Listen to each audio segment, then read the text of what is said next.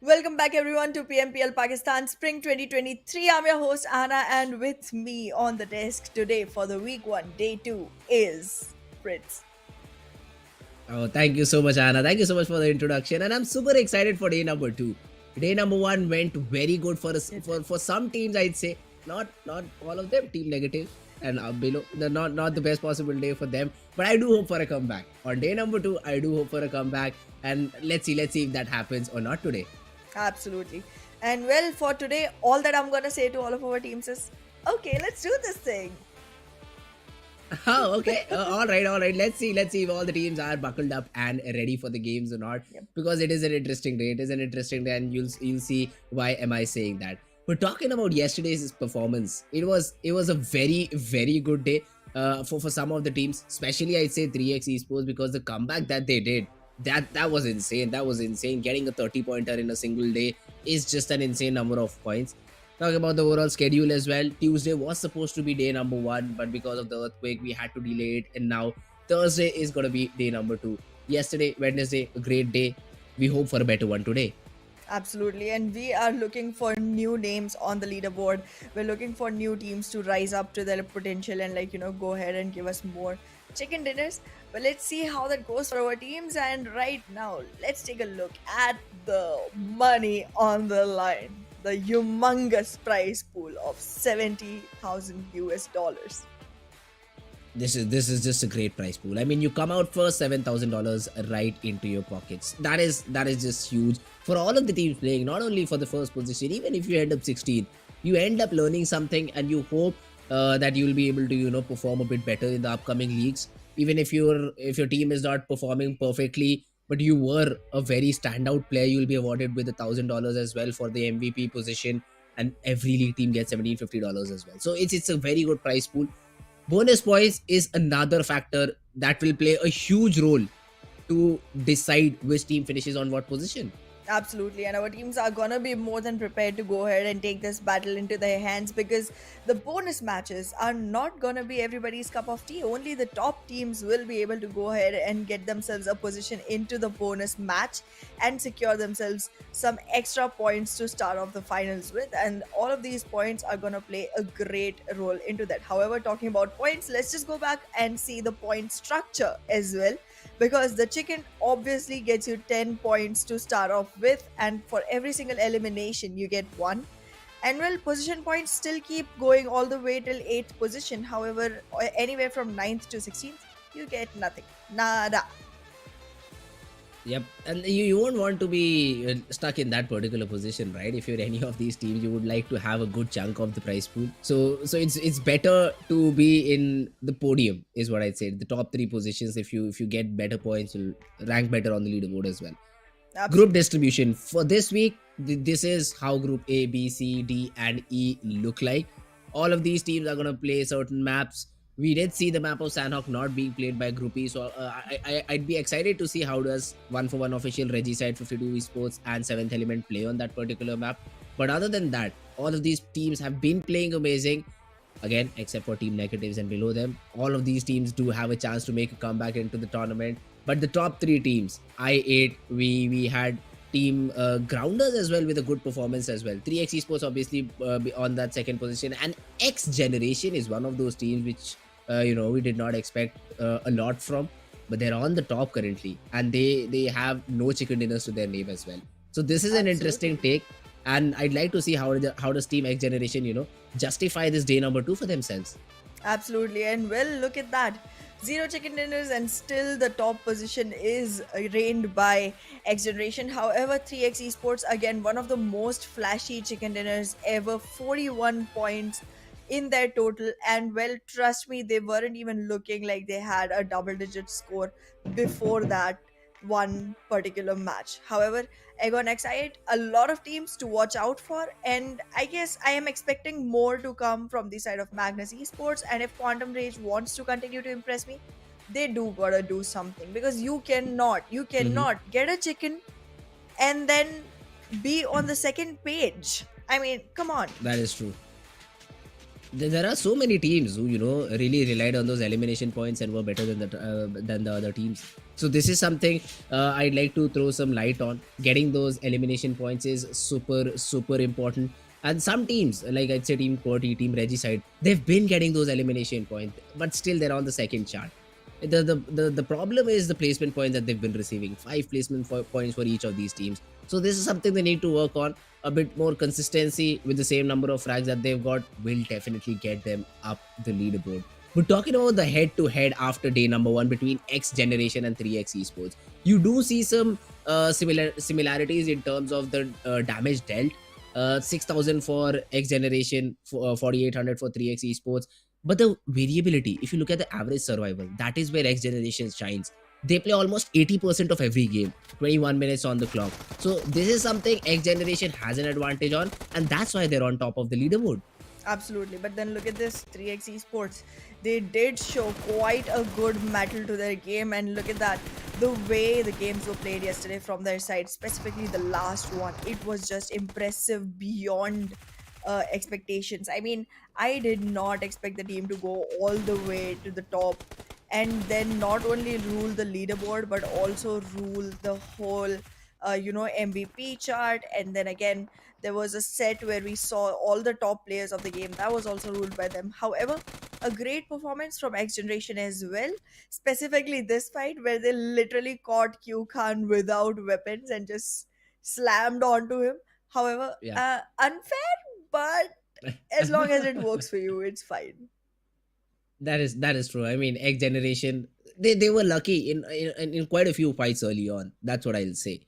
But other than that, even 1-for-1 official and seventh element, these are again teams. Look at that. The stats are very similar. Eliminations is where seventh element excelled, 25 to their name, whereas 1-for-1 was just able to get 17.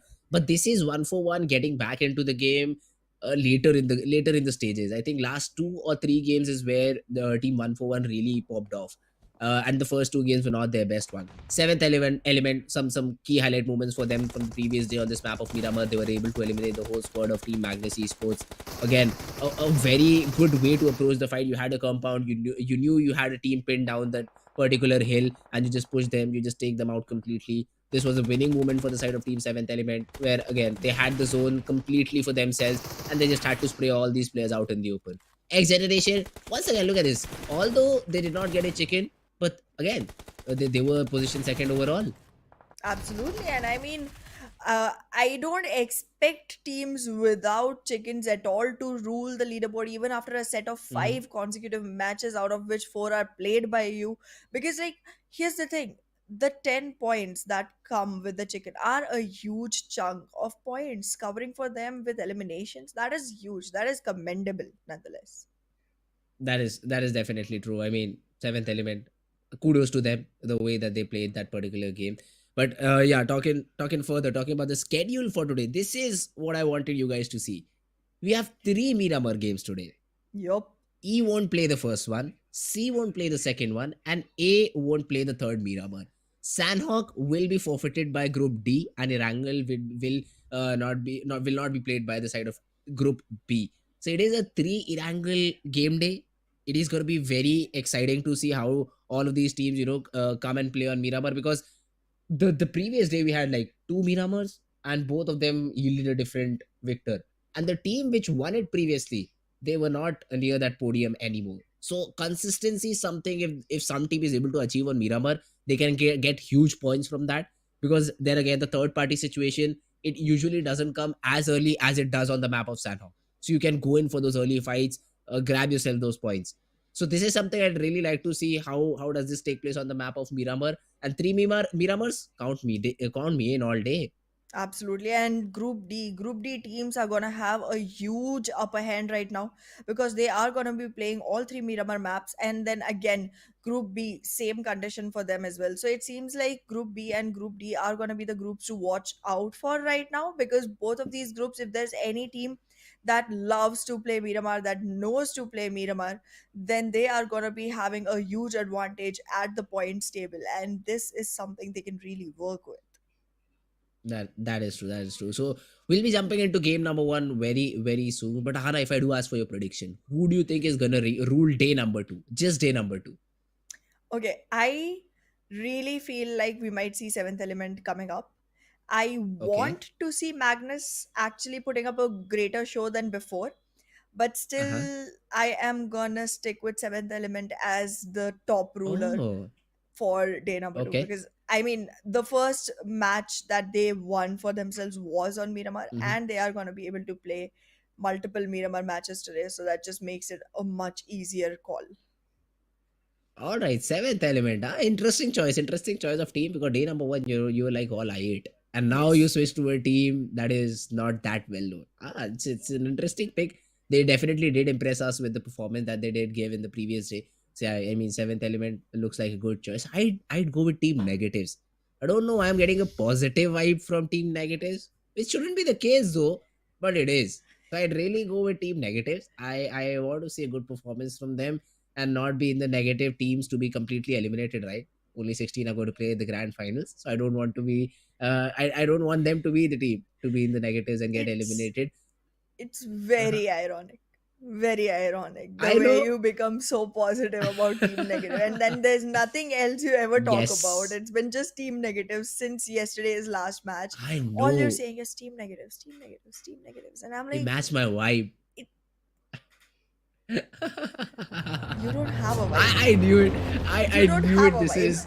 I do. You don't. You cannot comprehend it is the main thing. But yeah, You don't have a on vibe. to the no Hannah. On to the match of Miramar, the land of DMRs and snipers, and here we go. I hope we don't see a completely southern plane path because that's what we've been seeing from day number one. I do hope for a central plane path. Finally, it is a bit central, not entirely. Cutting through the heart of Los Leones and starting from Valadimar, I think. Campo Militar is a very viable option, viable drop option today. All the northern side cities, I'd say, water treatment, Crater Field, El Pozo. We did not see a lot of crowd going there yesterday because of the plane path, but today we might see some different drops being taken from all of these teams. Exactly, and I am very, very concerned about the teams who generally like to be in Crater Fields and El Pozo. The teams who like to go to Valle del Mar and Minas del Sur. We did see a team go for prison yesterday. That's not gonna be an option either. So it's like you have very restricted areas. However, it's the more populated side of the map. The right side of the map, the eastern side of the map has more compounds to loot from, a better loot altogether if you compare. So I guess it's gonna be a plus point for the teams. However, currently Campo Militar, I am seeing NES go all the way there. Did not expect anyone to go there because again circles do not favor that region much, and look at that, already very far from the circle, but still I guess reachable if you start walking at the right time. I'd say the road around La Cobriara and Torre Hamada could be a way through which the side of Team NES, rotate and find their way. But first elimination, Star Fury, a good start to the day for Team Star. Very same as yesterday. The way they started on Erangel, they were looking very promising. They were looking like a team that'll grab a chicken, but then one bad move and it all fell apart. Not just for game number one, it fell apart for the whole day. But this time, the Star Fury finally gets the first frag. Was a bit lucky in terms of the weapon he found against his opponent. A mini 3 shots to the torso without a vest, and you're completely down. And that's what exactly happened to his opponent. So Team Star off to a good start. Star Fury should feel confident about that frag. Absolutely. Hellraisers have got themselves situated around containers as well as compounds. They are going to be looking for a versatility of loot in that area with a very dispersed, cohabitation. They are going to be looking for the best material they can have for themselves for advancing them in any field that requires it, and go for the right fights at the right times. Look at that. Oh, I like that hat. Kitty kitty hat. Again, I don't know what's with you girls. You always like these pet hats. Excuse But me. okay. Okay, one I second. mean, It's not just girls that like cute things, even guys like cute things because the person wearing it is a guy rarely. who bought it Rarely. and wore it, You never know. How do you know he's a guy? His because camera's not we on. are able to see players as well when they're playing. Like we did have the player cameras yesterday. Sometimes. What do you But mean? Are you I trying to still say have my that he has doubts. given his phone to a female to play with this one for him? No ringing. No That ringing like that. exactly. That is not what I'm So saying. you are agreeing with what I am saying. That is that guys also like cute No. things. No. I can't disagree on two different things. That's how this works. I Know mean, that by the property of association, if you have learned it in nah, class why 6, do you if A not at equals all? B, then I B am a equals bad C and student. A equals C. Nah, I'm a bad student. I don't remember what you're saying, what you're talking about. I don't know. Did you But just go Team for my Tough all knows, the I way think. before class 6? Maybe. But Team Tough right now. You've lost it here. They're I'll just give looting the myself a region. point. Team Tough right now. Still looting in the region of Chua Serra. They've got themselves a good loot. We're working their way forward slowly and steadily. So here's something. I love UMPs. Call me nuts or whatever. I love UMPs. And every time I see someone with a UMP, I'm like, just go ahead, invest in a close range fight, even if you don't have one in front of you, and win that one. Because UMPs are just great weapon when it comes to mid and close range fights. And I just feel like it's very trustable when it comes to, stable fights. What do you think? It is true, but then again, on this map of Miramar, I'd say UMPs won't be the best possible weapon Ah, because yes. you take those Long mid range range. fights Yeah. a bit more than those close range fights. Hmm. And when you're again when you're barging into a compound, then you prefer a weapon with a higher ammo capacity. So a 40 bullet M4 would always be better than a 35 chambered UMP is what I think, Ayy. because even UMPs they drain very fast, They do. so you have to be very accurate while using them. So some things here and there, again it all comes down to personal choice sometimes. If you personally prefer a UMP, if you know that your aim is going to be on point for that particular day, you're feeling good, go for a UMP, no problem whatsoever. But I, as a person, I'm more of an Are you M4 a person, person? M4 guy. I at least have a face that we can see on the desk, so yeah, I'm a Lines do person. too. Duh. Okay, fine. I'll consider you a person now. Hmm. Damn it, I'll Okay, have to show you humanity thought I was an towards AI you. or what? No, I thought you were a person belonging to some species of animals. Oh, But okay. anyways, I moving don't have a problem forward, with that. our players here, they are definitely Uh-huh. going to be showing us their animal faces today. With that hunger, with that nail, with that teeth, they are gonna put all of it into the fights and make sure that they come up with a chicken in their hands. Let's say 3x could be the ones because in terms of loot till now, the all the team that we've seen, I'd say 3x has the best possible one. They've got themselves good wares, good ammo, good utilities. So 3x is looking in a very good state right now. Two vehicles as well, Mount 2 and Miracle. Yeah. Now I do see Miracle completely out of it. Them confirm that they have good number of vehicles as well. So 3x all set in the first few zones. A minute and 30 seconds left on the clock for zone number 2 to form. Final few minutes for them to loot and then start their own rotation. Absolutely. Well, if they do want to make an announcing start, if they do want to create that fear in the other teams, they must start aggressive all the way from beginning to end, because you do not get 21 frags for nothing. You do not get that number of eliminations without having to take a fight every single turn. So I guess we will be seeing quite some gameplay coming in from this side. And look at that, as I said, their caps are on. Okay. Need cough syrup? I'll definitely provide you with one if you need. But yeah, freestyle. They've got themselves into a compound. Chapu, Dropshot, Black, Arham. All of these players, they're looking forward towards TFD. And this is Hacienda del Petron and San Martin's middle place of nowhere, where Team Freestyle is. So let's see Freestyle. What strategy do they have? They're waiting for the next 30 seconds, is what I think. Taking some shots left and right. I think they spotted someone rotating, or maybe even the players of TFD. Who knows? But they're not facing TFD, so I think they spotted definitely someone rotating. So Chapu and Farham just going in for the pixel peaks, just trying to hit any shots that they can, dish out some damage, make your opponents waste your medics, and that's how you be annoying.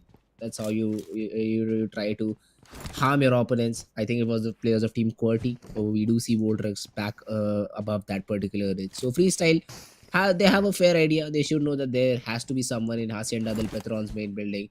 So they have a fair idea about two different teams, which would definitely help them make an informed decision on where to rotate.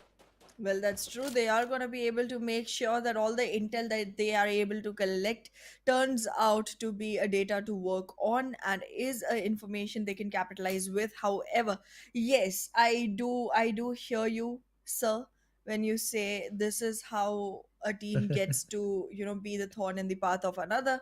This is how a Uh-huh. team gets to become annoying. You have a degree in that area, so I completely believe your words on that one. And I feel like Okay. all our teams right now are marching towards Hacienda del Patron water treatment. These areas are going to be completely covered very soon. But look at that. Team Bablu is all the way down south of Montenegro. It's not going to be an easy ride because, again, once the circle is occupied with that many players, it's hard to make yourself space in there. Talking about Seth, he tried to take some shots onto Chapu. And now looks like Chapu is really looking forward towards this fight because he's taken a compound near them and maybe some exchange as well. TFD easy though. has been able to take down QR's Goku bot and even Jaideep's fracking. QR and MGS, these are two different teams, and TFD has only two players in that area. And they've been able to get two frags. What a split from TFD.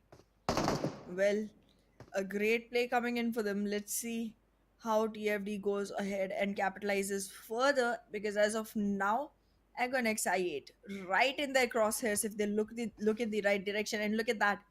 We might see some long range shots coming in all the way from the faulty devils. It does not seem like they want to be very forgiving to anyone, but they do have a lot of teams to keep an eye on. QWERTY is right in front of them. They have to make sure that Agon XI8 does not fall out of their eyes. Freestyler is very close by. It's literally a battlefield. It's literally a battlefield.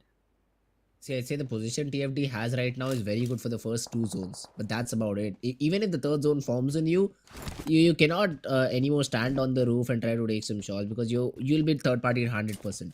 So they really need to make some choices here. Either try and get some frags, try and take out that player of Team Freestyle who's in front of them. For now, though, Team Star seems to be in a pickle with the side of the team The Grounders. The Grounders is one of the teams that got a chicken, but is on the second page, right, Ahana?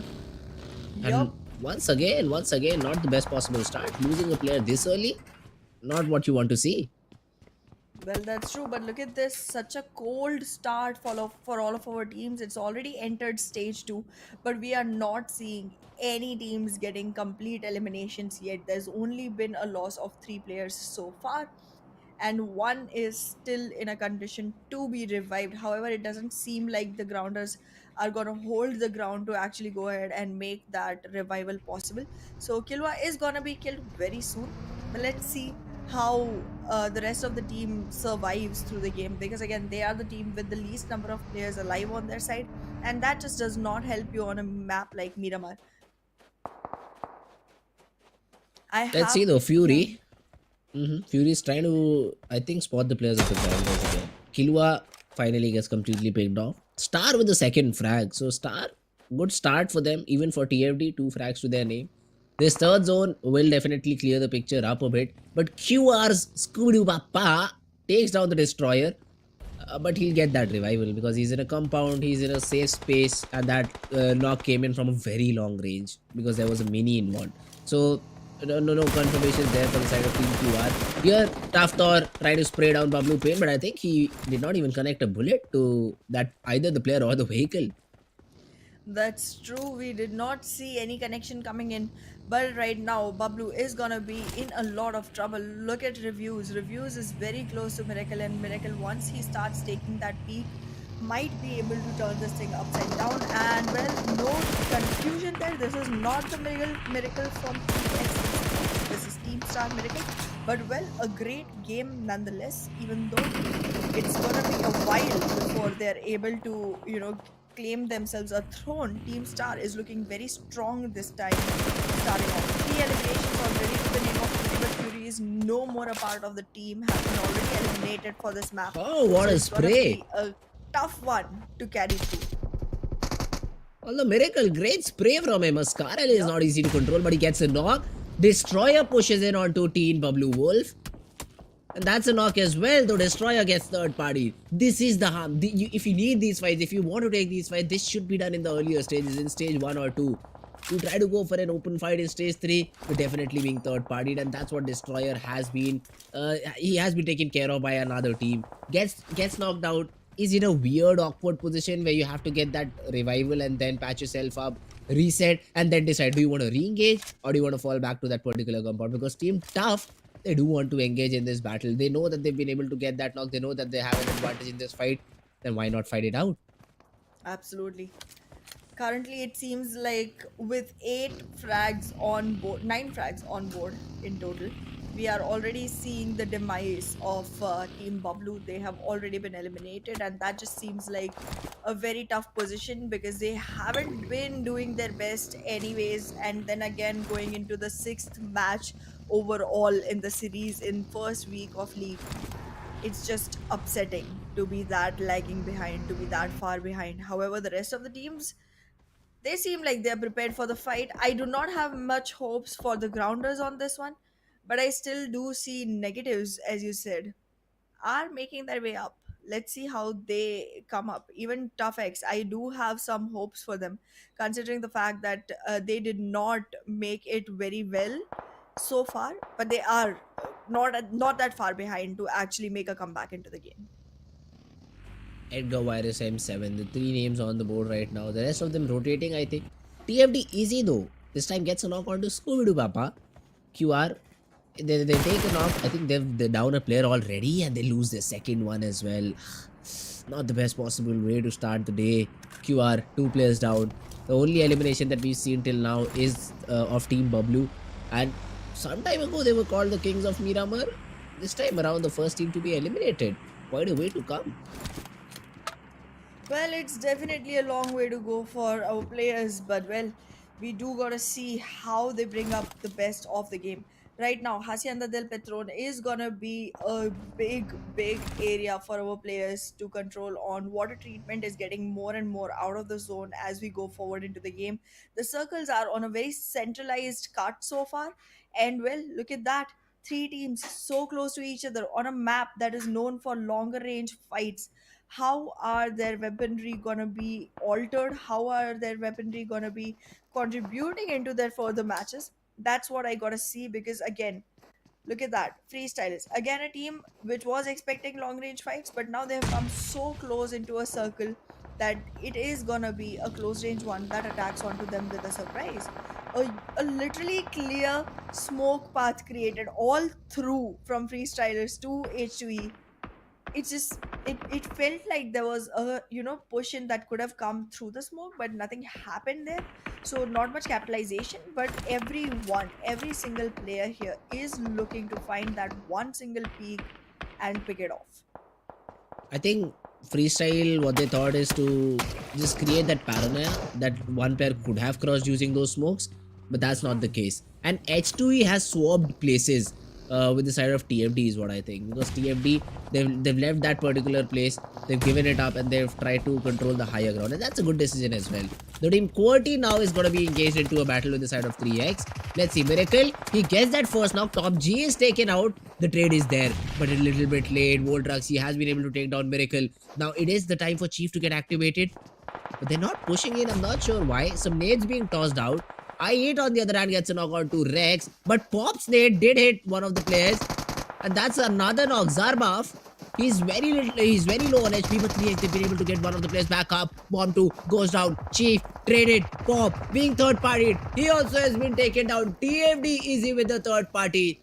Those frags have been collected by 3x, but it's TFD playing the spoil sports right now. Well, 3x does have a little bit of room here to go ahead and resurrect their dying teammates, revive their dying teammates, but it's not gonna give them much opportunity to stay in the game, because again, a great loss coming in for 3x. Cairo surviving at a miraculous HP right now alongside Miracle and Voltrox.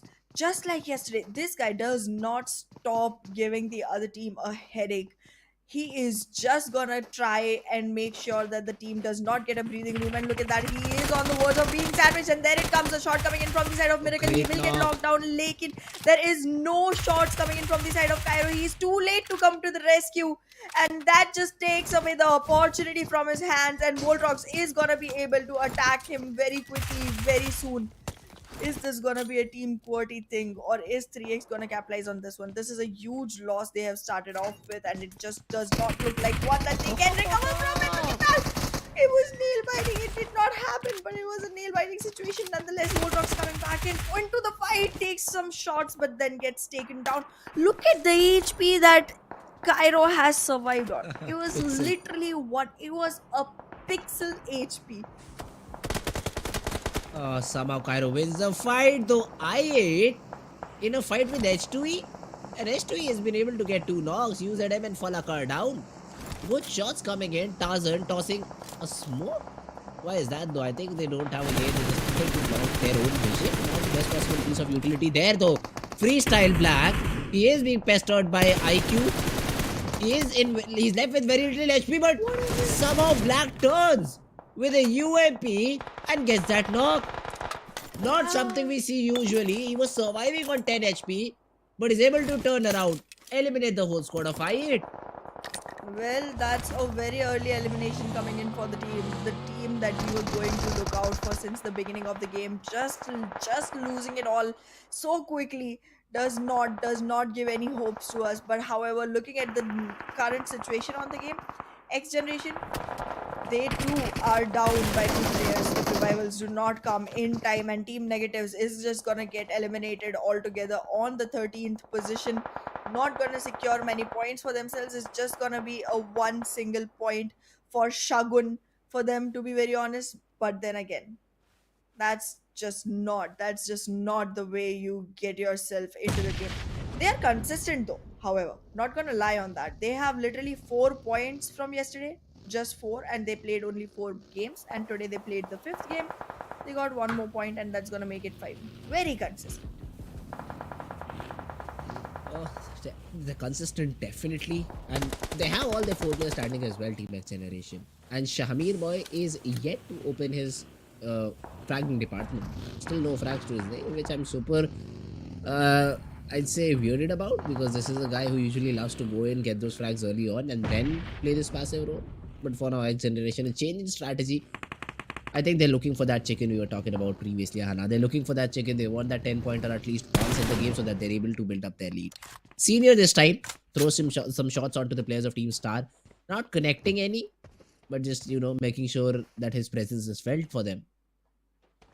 Absolutely. Cairo here, running alone for the team, is going to be making sure that the ratting here works out pretty well on a deserted island. It is. But let's see how the other teams catch up to them. I am not very happy with the performance coming in from the side of the grounders. They literally had a chicken to themselves. And now today they have lost two of their players already. They haven't secured any frags so far. Does not look like a very good position for them. And look at that, the players are just falling like autumn leaves, one after the other, like dominoes, just rolling over, stumbling over each other constantly. It just feels like our players just suddenly had this, riff of enthusiasm, and they just went into fights all of a sudden. While the beginning was slow, it doesn't seem like they are really, hold back players at all. The zone has forced them inside as well. So they really need to rotate. They try to rotate through the right hand side. And H2E, the team that just took a fight against side of X Generation, is now just left with one player. And Kian is trying to make his way in. Shamir Boy gets tagged quite a bit. But then Kian gets taken care of by the player of Freestyle, who was trying to shoot X Generation in the back. And X Generation, they can get their time to reset. But look at this TFD, the Faulty Devils, 8 frags.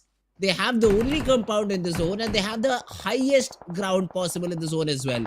So a great point for the Faulty Devils to get some frags for themselves. Jerry, the all out in the open, this could be a little troublesome. Cairo being subjected to some nades here, but I don't think so there's a connection anywhere near to Cairo. It's Team Tough's M7, who instead gets a knock onto Seth. So 3x can now really move in. The last remaining player, Cairo, can now really move in. Absolutely, and there's gonna be a streak of bullets coming in from the side of Cairo. Takes down Hunter, but at the same time gets backstabbed by TUF. Did not expect a backstab coming onto the single solo player that was surviving in the lobby. And well, 7th position is what 3x is gonna have to, be happy with right now. But they do have 5 elimination points that put them somewhere on the chart, a better position. But if X Generation loses now without any other frags coming in their favor, they might just not be the ones ruling the leaderboard anymore. They do have to make sure to continue with that, dominance. They need frags. They need position points. They cannot be the next team getting eliminated. Otherwise, they lose the throne already. And looking at Quantum Rage, ah, not very excited about them right now. But I want to see them make me. Let's see Quantum Rage. Just remaining with 2 players for this particular game. Have the 4 frags to their name. So not completely with a 0 impact play. Magnus, though, being pestered by the players of pestering the players of NES. North Esports, they had a player down on the ground. They're inside the zone for now, so that's the only positive thing for them right now. But let's see how does Team Magnus. They're just using a lot of utility, and they won't be able to reset. That's my main concern with the use of so many nades in just a single spot. So Magnus, They've got themselves that finish. The knock that they had has been completely finished as well. It's now down to two players of Team North Esports as well. And now comes the zone.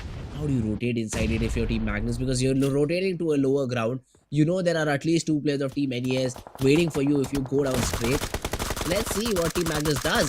The Shamir boy, a great laser spray with that M4, gets that knock. Won't be able to get the finish though.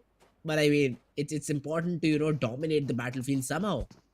Absolutely, it does make it impossible for the teams to move in with as much healing as they were, planning to move forward with. Does make them wonder for ones that are they gonna be able to survive zones? Are they gonna be able to survive more fights?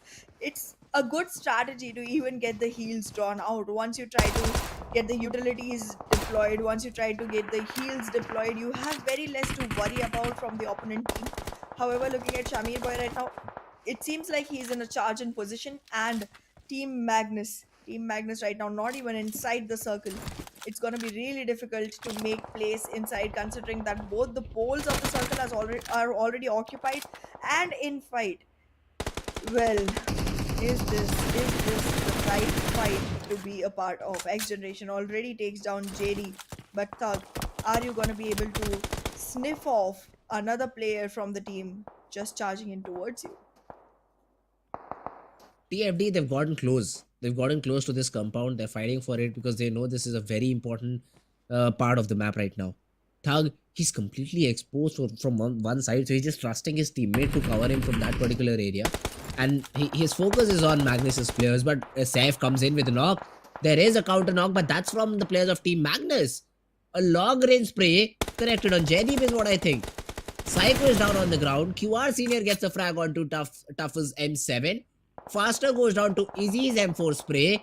Fights going on left and right on the map. Magnus seems to be the worst team that has been affected by that. Well, that's true. Right now, Magnus does seem to be in a sort of a pickle.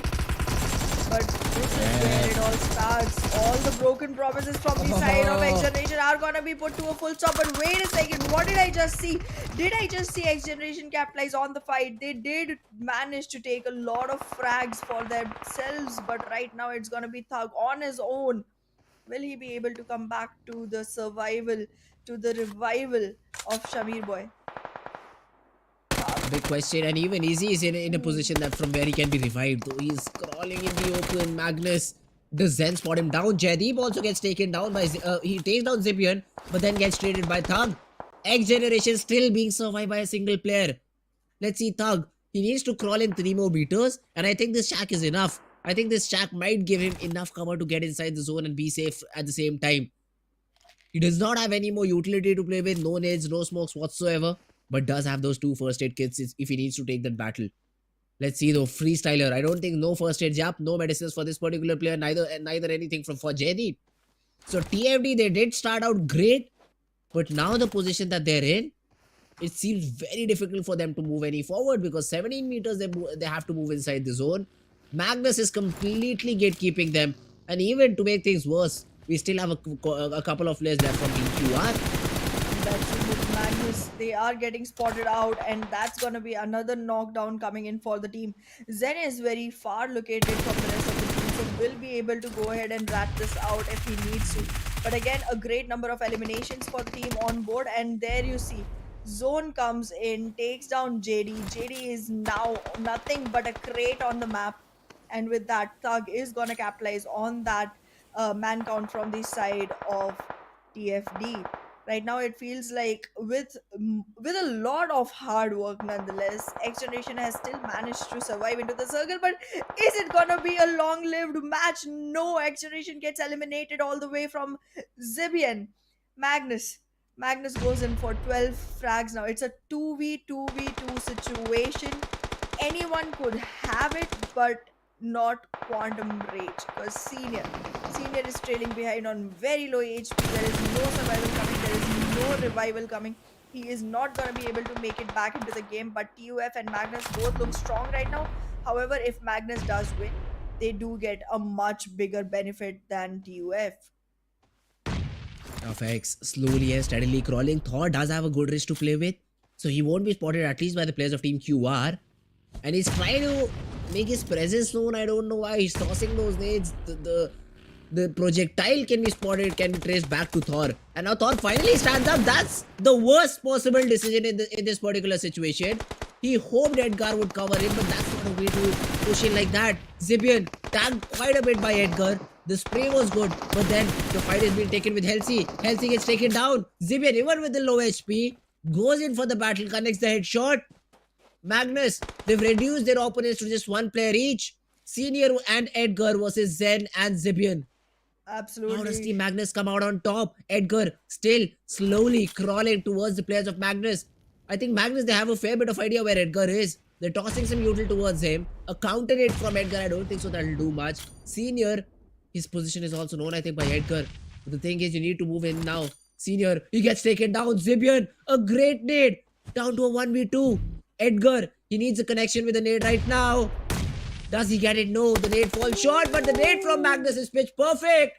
It'll reduce him to dust because the play zone will do the rest. And it is gonna be Team Magnus eliminated on second position.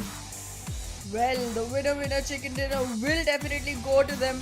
Team Magnus with a very well deserved victory coming up on top. And I am very proud of the fact that in the starting of the match itself, we had been talking about how Magnus needs to go ahead and show some dominance now. They have been in the middle of the leaderboard, and I am expecting them to go ahead and take that climb.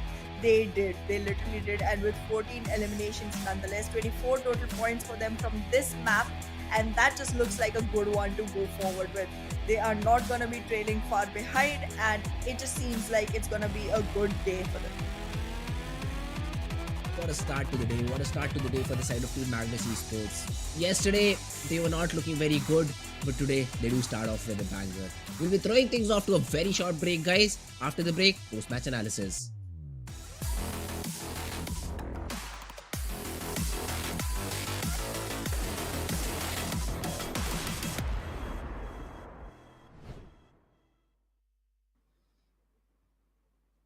Magnus was a very awaited Mhm. victory. I have known them to be great performers. They were really good last year, and I was waiting for them to show the same colors this year as well. And they did. They did. It took them a while, but they did it. Yep. That's true. It took them a while, but they were able to finally come out on top. I hope so. They continue the same performance. That is the key here. You get one game, that's great. You were able to, come out on top in this particular game, but you need to do something what X Generation is doing. Again, if you look at it, X Generation had 3-4 frags and they ended up fifth.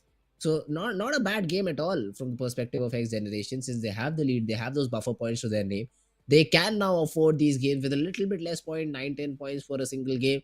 Not too shabby, not too great, but again, maintaining that average. X Generation. Same thing has to be done by the rest of the teams as well. We're talking about the player that made the most impact in the previous game. Has to be from Magnus Esports, I right? think it will be Zibian. It isn't. It's Zen this time.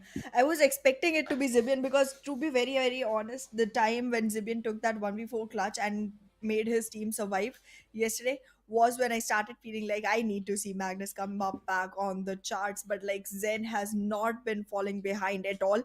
Has been doing the great lifting that he needs to do for the team. 7 eliminations to this guy solo in a team that secured 14 eliminations in total. So like half the work was done by Zen himself. That is true. How the work was done by Zen himself, but the support was there, and I think his teammates will be spotted in the top players chart as well, because he was on top. But the remainder of the players, we have Zibian. We have Zibian supporting him in terms of frags, four eliminations to his name. But then we have two different players from the Faulty Devils as well, because Faulty Devils again as a team they played very good. The early start that they got, I think 10 or 11 frags is what they had. A player from Quantum Rage as well, senior, though we did not see him a lot, but look at this, easy, 100, 1,000, more than 1,000 damage. So that's great in terms of what Team Faulty Devils were able to accomplish in the very early stages. Absolutely, and the Faulty Devils are not lagging far behind because Easy is supported with JD as well when it comes to going towards the second position on highest damage. They have cumulatively given a lot of trouble to other teams, but they haven't been able to go ahead and be the first one on the charts. However, taking a look at the rankings of this match, we have our winners, Magnus Esports. Finally, after a while, we do see them come back up, rise and shine. Look at this. The team that came second, Team Tough, they're nowhere near the top three because they were not able to get those elimination points to their name. And the remainder of the Team Negatives, 1 point, Team BABLU, 1 point, Grounders, 1 point. I8 and HellRaisers did not even play the game, it seems like. No points for their name. And I think this is the second time I8 has ended on 0 points, Sahana. This is um not looking good at all. I8, 0 points again. I don't think it's the second time they've gotten 0 points, but they do have zero placement points for Okay. the second time. Last time they did have three frags to their name, so they Oh, did make okay. three total points in the whole series. But still, again, I8 and Seventh Element, neither of them made their way to the top this time, and that just means Uh-huh. that there is gonna be lesser and lesser competition for X Generation and Magnus Esports on their way back up. And it feels like X Generation is not even going to lose the throne. However, let's take a look at how the match really went, because it was impeccably astounding. Start, they had a good start. They got those three frags to their name, but then suddenly they lost their star player, is what I'll say, Fury. He was taken down. He was taken aback by the player. I think tough, it seemed like. Team QWERTY, they did give it a good throw. Cairo, he just barely survived in that situation, but it was enough to get him those frag points to his name. I8, this is how they got eliminated. I don't know how Black got that knock. If you saw Black's HP, it was not looking like he's gonna get that knock, but then somehow he turns and lands a double or triple headshot with that pump. And that was great to see. TFD again, they this was the team that got those early frags as well.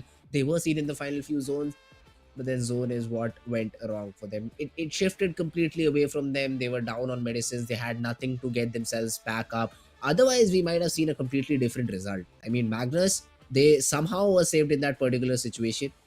If Team TFD had those heals, situation could have been different. But looking at the overall standing, let's see how big of a difference that does Team Magnus make after that WWCD, because they get those themselves that 20 plus game. It should put them around fourth position. Well, it does put them on the second position nonetheless. And Oh, again, okay, all the way up. uncontested rulers of the leaderboard are going to stay X Generation. And look at Seventh Element. They have come all the way to position 5, and Egon XI8 have been dropping all the way from the team at the second position to the team at the fourth. This is not looking good. The consistency, if you talk about, the only team that has been showing consistent great performance has been X Generation. Still awaiting a dinner for them, so.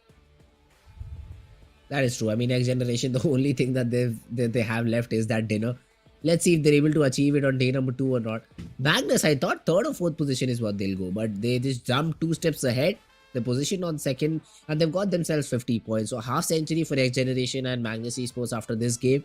Closely being followed by 3x Esports. 3x could have done better, only if that fight was won a bit more cleanly, because it was just one player who survived, Cairo, and he was also eliminated just seconds after. So 3x hoping for a better result in the next upcoming game of Sanhok. Now that would be an interesting map.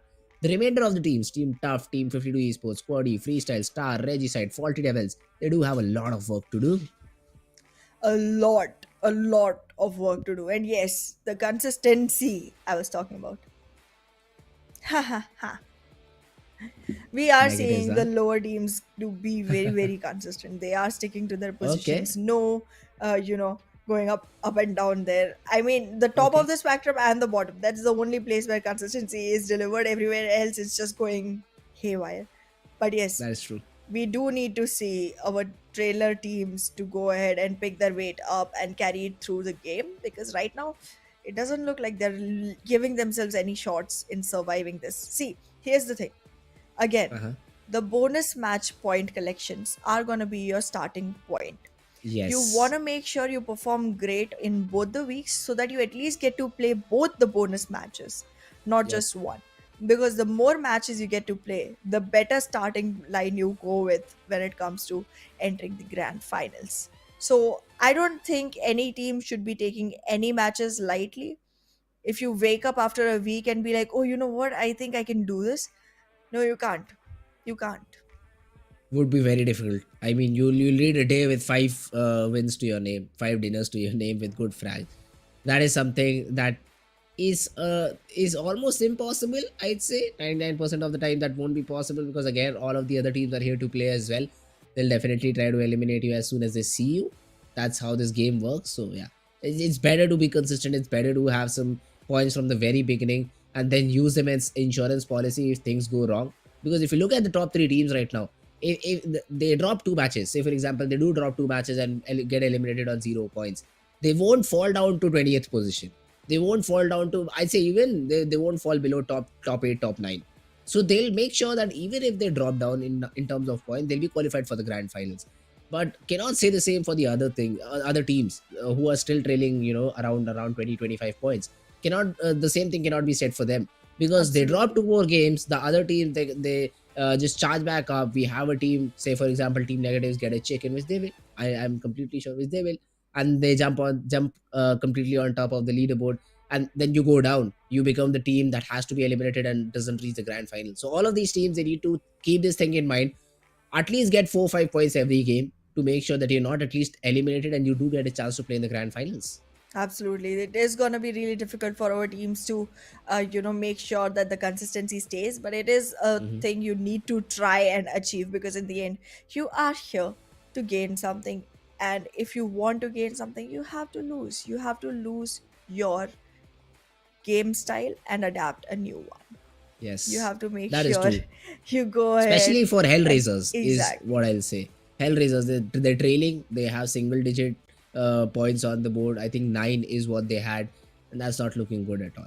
But yes, talking about game number 2, let's have a look at schedule first, because game number 2 is going to be on the map of Sanhok, and it'll start very very soon. Will not be played by Group D, so we won't see a few teams on this particular map, but we'll have some additions. Group E sat out the first game, but they'll be introduced to this map, and they did not play it yesterday. So Group E teams, buckle up. You're in for a treat. Sanhok is the map where things can really, really change.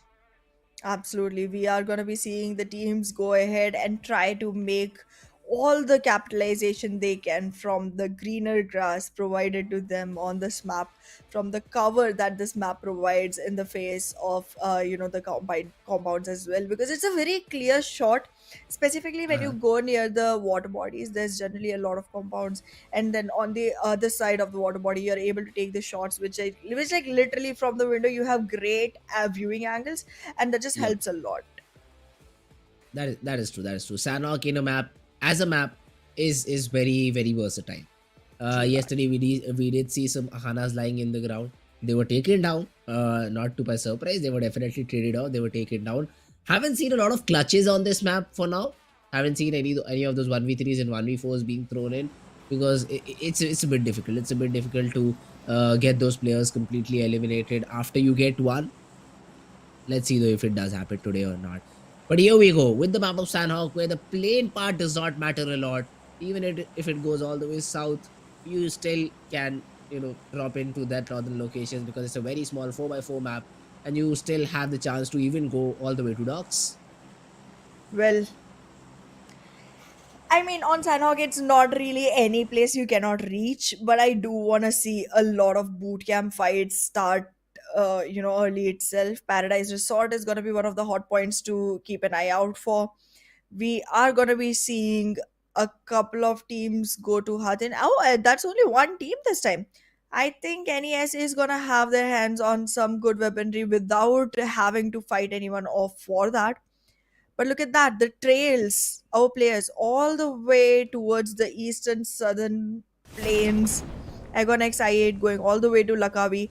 It's a very spread out drop coming in from the side of I8. And if you take a look at freestylers, they are gonna probably have a drop clash once they arrive to their location. But there it is, an early fight between QWERTY and 141. Ooh, This Paradise Resort is filled with 3 different teams, and at least 2 of the teams have taken damage on themselves. Mithi is down. 141 King has confirmed that frag onto Voltrax, so it's not going to be easy for Team Cody to come back into this particular fight. Janaza, he also this time confirmed that frag onto Pop. So 141, 2 frags, already up by a good number right now. Absolutely, but here the main cherry of the cake lies with the faulty devils. Once they walk in, they are going to be able to take the whole cake and the cherry on it because they can go ahead and capitalize on the third party advantage. Because right now, one for one, Mithi does not have the ability to heal himself up.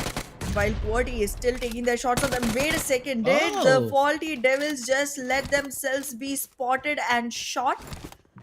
it What? is. That is what happened. I think while chasing the players of Team QWERTY, one for one, they went off the crosshairs of Team TFD. And TFD were not expecting one for one to make such a quick rotation. So they got caught off guard. Seth is down right now. He needs to be revived and brought back into the game, for which Easy is, I think, approaching his teammate now. Jerry try to hold a particular angle. King, with his teammate, is slowly and steadily moving in. Let's see though if Team TFD are able to defend this particular compound or not. Easy spotted down. A messy spray from King. A second knock could have been very good. But I'm not sure why Team TFD is not moving towards Seth. The revival has to come in quick now. Absolutely, but they are being very, very cautious in their move. However, it's a very safe zone for them to right now reach out and give the revival. But it seems like it's an awareness that we have, but the team still does not know because we are being able to see every single player on the map. However, Paradise Resort, even after being a very populated area, isn't resulting in as much eliminations as we expected. There's only been 3 eliminations in total on the whole map, and 2 of them only have been from Paradise Resort. Vithi and King, though, they're walking in dangerous territory. There is a crossfire between Chief and his teammate. Let's see if Team Q is able to make the most out of it. I think they've hurt Top G. They've definitely hurt Top G, but this will give chance for Chief to activate. Top G under a lot of pressure. The timing wasn't right for the player of QWERTY to fire back. But now even his position is revealed. Chief now should be run down by the players of Team 1-4-1. He's trying to cook a date, trying to just delay the inevitable. But the thing is, he has to be eliminated, right? The only question is, can Team 1-4-1 do it cleanly? One for one finally come in. Chief a good nade onto JD. Very little HP left on King. He still decides to push in, but his teammate is present to cover them out. But TFD, realizing that the fight is just ended and Team 1-4-1 are down 2 players, this is the correct time to push in, and that's what they're doing. Seth with the M4 leading the charge. Well, Seth is gonna go in and invest in this fight. This is a really good time for him to actually do that, but he is holding back, waiting for the rest of the team to arrive, and that is just gonna make them lose the opportunity. They've already spotted King. They are gonna be going in to try and burst into the room. Right now the compounds are going to be secured by one for one. All the members are back on their feet. They are going to be trying to heal themselves back up, but if and only if they have enough medication available. It does not seem like healing is something they have been able to capture so far. And look at that, 52 esports also arriving at the occasion to celebrate and feast on the dead bodies that arrive on this map in this location. On the other hand, Team XGeneration is fighting against 3X. It's a very messy fight because Shamir was completely taken down. It's all down to Thug. He's all alone. And it's all down to Cairo for the side of Team 3X. He pulls out a nade, baits out the player, and the shotgun comes out. It was a battle between an S898 and a DBS, I think. But Thug with the shots is able to get that frag. And for now, they'll survive. TFD though, they lose the player. Janaza gets a knock. JD takes down Seth. The knocks are coming left and right. TFD are able to reply, but on some other team. 52 esports' Joker is down on the ground. But Easy and JD, TFD's last two hope. Absolutely. Seth has already been taken down, and TFD is looking like they are going to be in a very difficult situation. It does not seem like climbing back up is going to be as easy as one would expect. JD does need to fix himself up, but there are no healings to his disposal, no healings to his perusal. There is a crate right in front of him that he's trying to scan through, but there is nothing he can find because, again, it was a very early war that got, raged between these teams in Paradise Resort. And well, this resort does not take safety measures as seriously as they are supposed to be, and no medkits, no bandages, no healing available to any of the players that are trying to win the fight here. If you commit, you want to make sure you do not take the damage at all because you are not going to be able to cover up for it. Again, going back into the resort compounds, trying to look for any healing available, does find a painkiller box that is going to be, you know, making sure that some more HP can be generated over time. But still, the fight is not going any lower. We are seeing players get taken down left and right. TFD just one frag and only one player remaining on the team. What cost do you survive on at this point? Easy. The only person the only person carrying that flag right now to go ahead and make sure that TFD even has a shot in the top few teams. One is in a very difficult position because all of their players are isolated, and these engagements are going to be super easy for the PUBG Esports to figure out. JD all alone gets one, tries to finish him off, but that isn't going to be the case. The cover fire is present, and 1-for-1 official. They get eliminated. Zero placement points, but the 5 frag points will definitely help them a bit. Izzy, he is thinking that he's running away from 52 esports right now, but little does he know that the players of Team Star are just around the corner. We just might see him being taken down by the players of Team Star this time. Absolutely. Negatives still trying to make themselves safe from the play zone on their way back. But look at freestylers. It's like they are still feasting outside the zone all the way in the east southern corner. Not worried about anything at all. This is not how you survive. This is not how you continue. The faulty devils are going to be taken completely off the map on a 13th position for themselves with no real points to their favor. Just one elimination for a single point on the actual leaderboard. However, we did see X Generation lose way too many players way too early in the game. This initial fight, TFD could have actually capitalized quite a bit in the Paradise Resort area if they just waited a little bit, because they could have come up with the best third party ever.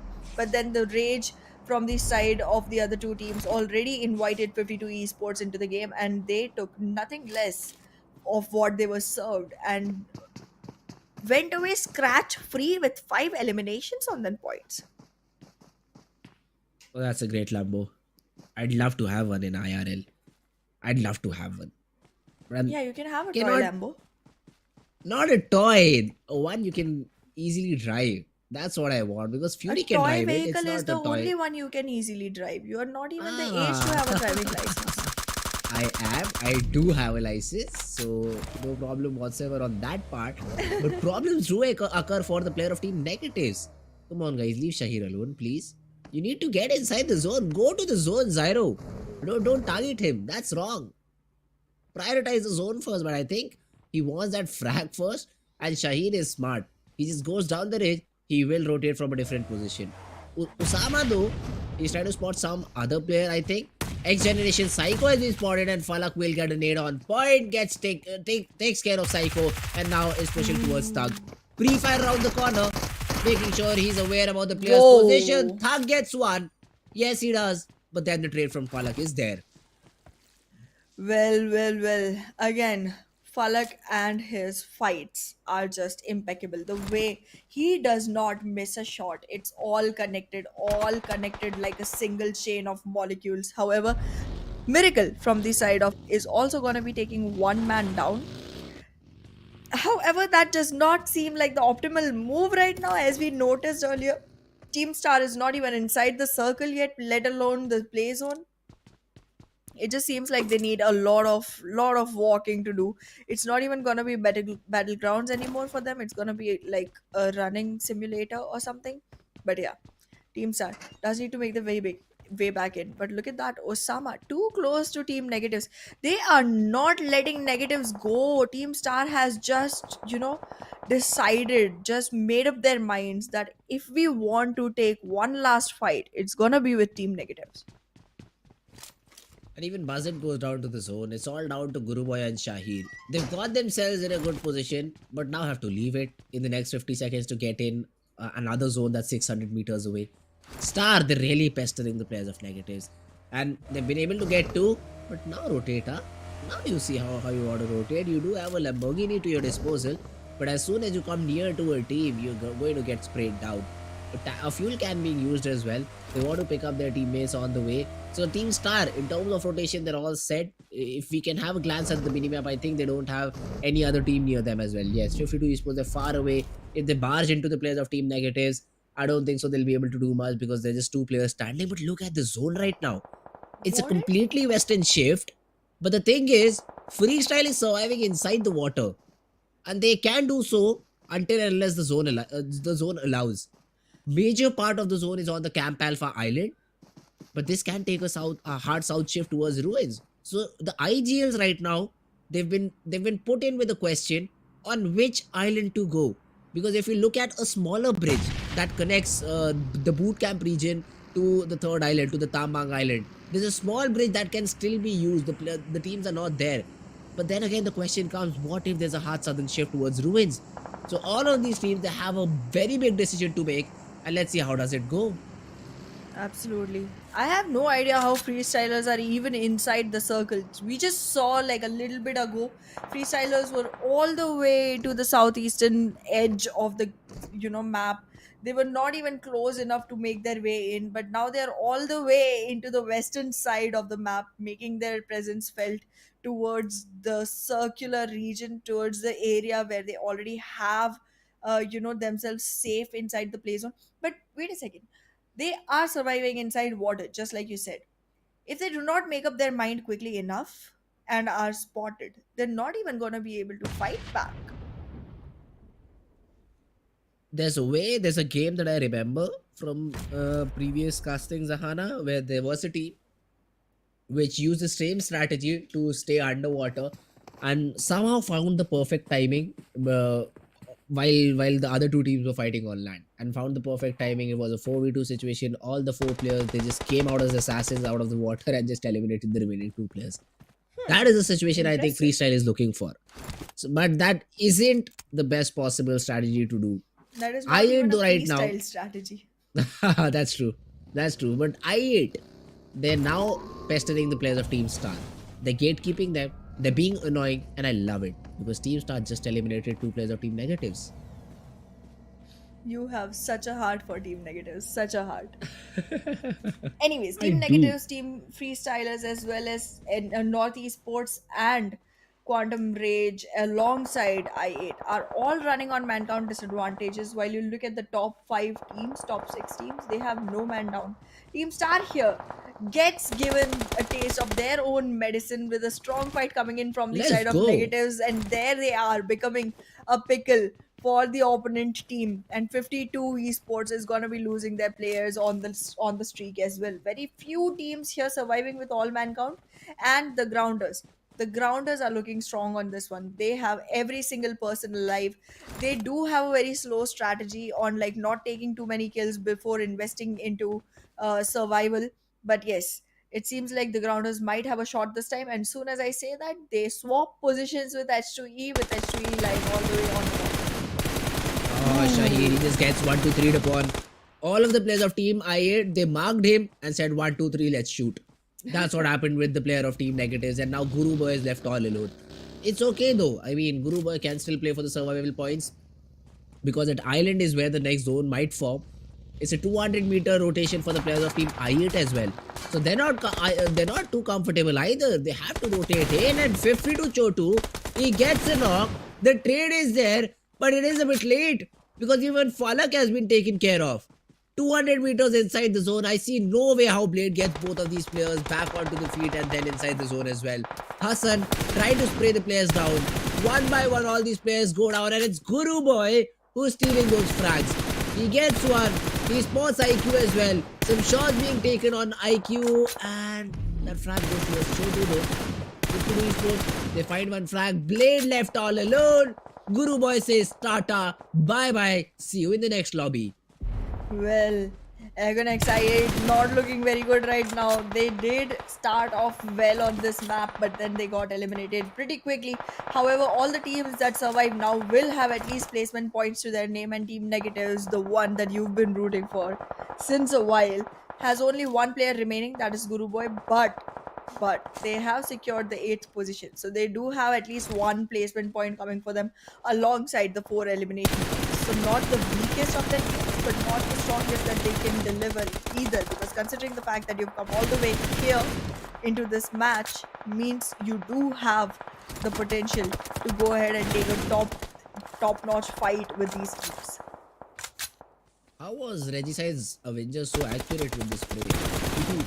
He did not even collect a single bullet in that 40 ammo M4. Somehow he did that. I found it a bit funny. Tier 1 player missing all his bullets. Once again, look at this. He's not connecting the shot. I do agree Goku bot went underwater, but the first few bullets could have hit him. Anyways though, when Regicide, they got themselves around the bridge. They've got themselves in a good position, but they don't have any flag to their name. So this is a bit concerning. TG Killua gets rid of NES's Nightmare, and that should be the end. Okay, no, one more player is surviving for the players of Team Northeast. North Esports, Iron, wants Killua down. Important fight to win. But Killua just moving around the rocks. Trying to get the trade, but that's the second knock. Wait a minute. Iron might just have it. The DBS, a lot of damage. A lot of damage done. Destroyer needs to be very careful. Whoa. Oh, gets the frag. Finally, one more bullet would have done it. But TG, they survive for now. That's right. The grounders are going to be back on ground to make sure that they are able to invest in more fights. But right now, 7th Element looks like one of the stronger teams on the surface, because H2E and 7th Element are the only two teams surviving with all their players on board. But H2E is going to get sprayed down really bad from the side of Regicide. Will Regicide give them a chance to recover and come back into the fight, or will they shut them down? Look at the fight coming up for them right from the edge of the bridge. Gets shut down, and there it is. Kian being taken down as well, and complete demolition of H2E coming in from the side of Regicide. On 7th position, H2E is gonna be losing their breath as well. Another frag is just swimming towards him. If they spot it, Goku bot. I think so they will. They have that idea about Goku bot, but he gives his life to the water. Guru Boy is also very near to them. But does Guru spot the players? Does Guru have those nades to work with? He does, but then it gives away his position as well. A counter nade being cooked from Avenger. The nade is not good. Guru Boy will just move away. Avenger being pestered has been forced to fall back. Regicide though now do need to make a decision. They have to move around 30 meters. That's not going to be easy at all, though this nade could help them a lot. Guru Boy, oh, he just moves away. He just moves away the very last second, just avoids the nade somehow, and is crawling his way inside the zone. Tokusaurus though can have that angle onto Guru Boy, but a nade connects from Guru Boy onto Avenger. He is now interested a little bit in this particular fight, because 7 seconds left. Regicide need to make a decision. Do they rotate or do they go for a revival? Roshan is sticking around is what I think, and Knock Knock will cover him from a distance. That's what the strategy is for Regicide right now. Guru Boy switches to the SK12. The shotgun inclusions will be very beneficial for you, but freestyle right now, fighting against the players of team, the grounders. A miss Molly as well. Killua, he's all alone. He's left with very little HP, and it should be a fight for Team Freestyle through and through.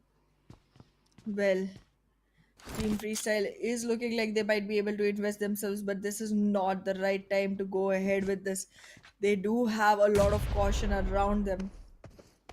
The play zone is going to be moving in pretty quickly, and Killua will have to move from position very soon. But look at that, Regicide is getting shut down by 7th Element, and they look like the team that is going to be making sure that Sanhok is there. Yeah, Sanhok needs to be the one that they capitalize on. But right now, the higher edge advantage, the altitude advantage that has been secured by 7th Element is just going to be a great pain for the side of freestylers. The moment they start moving out, they are going to be shot from every single direction around them. Regicide is able to get a knock onto Tokusaurus, but that's about it, because 7th Element, they trade those frags very easily, and now they have that idea that freestyle is the last remaining team. T24 will get that revival. Look at the map coverage this team has. It's insane. The whole map, the whole circle right now belongs to them. Freestyle though, Chapu has made his way a bit closer. He has been able to get a bit closer to the players of Team 7th Element. A nade with a double knock is what they need right now. A nade towards T24, and it bounces right on top of his head. That's the first. No revivals here whatsoever for 7th element. A second one gives no damage at all. Divide tried to throw a counter nade. Freestyle, they really do have a chance. If they time their peaks correctly, they can find this player try to revive on on point is what I'll say. Chapu, but there's no support. I'm a bit shocked. Why aren't Black and Chapu sticking together? Either Chapu should fall back or Black should join the fight. That's what they should do. The 8th zone is closing in. 30 seconds for the 9th zone as well. So 7th element, they really need to be boosted up and ready for these fights. Chapu has removed his backpack, wants to be sneaky, has a UMP and that M4. The UMP better be suppressed so that 7th element have a hard time finding him. He needs to boost himself as well, although Black seems to have done the thing already. 5 first aids for this player, a DBS in hand. 7th element, they're recklessly hunting, and I think Tokosaurus has found the player. He has spotted one of the players of 7th element, and now look at this. 7 esports, they're charging in as a team. Yes, they get the trade, but it's a 2v4 situation. That's exactly what you want. And 7th element esports, they get that chicken, and finally a team with a second chicken to their name. Well, there it is. There it is. The game that we were waiting for, the game that we were looking out for, has already arrived, and there is 7th element with another chicken coming in for themselves. The one team that hasn't gone hungry either of the days. Looking really strong, looking really good. 19 total points for them. Only 9 element. Hey, wait a second. Did I? Ah, never mind. It is 7th element, guys. There is no Yep. confusion. We can move into thinking about that or the next one. But yes, 7th element. Great game, nonetheless. That's true. 7th element perfectly played, and 9 eliminations, not too much. It should have been a bit more, is what I felt. But it's all good. It's all right. We'll be throwing things off to a break for now, guys. We'll be back with post-match presentation.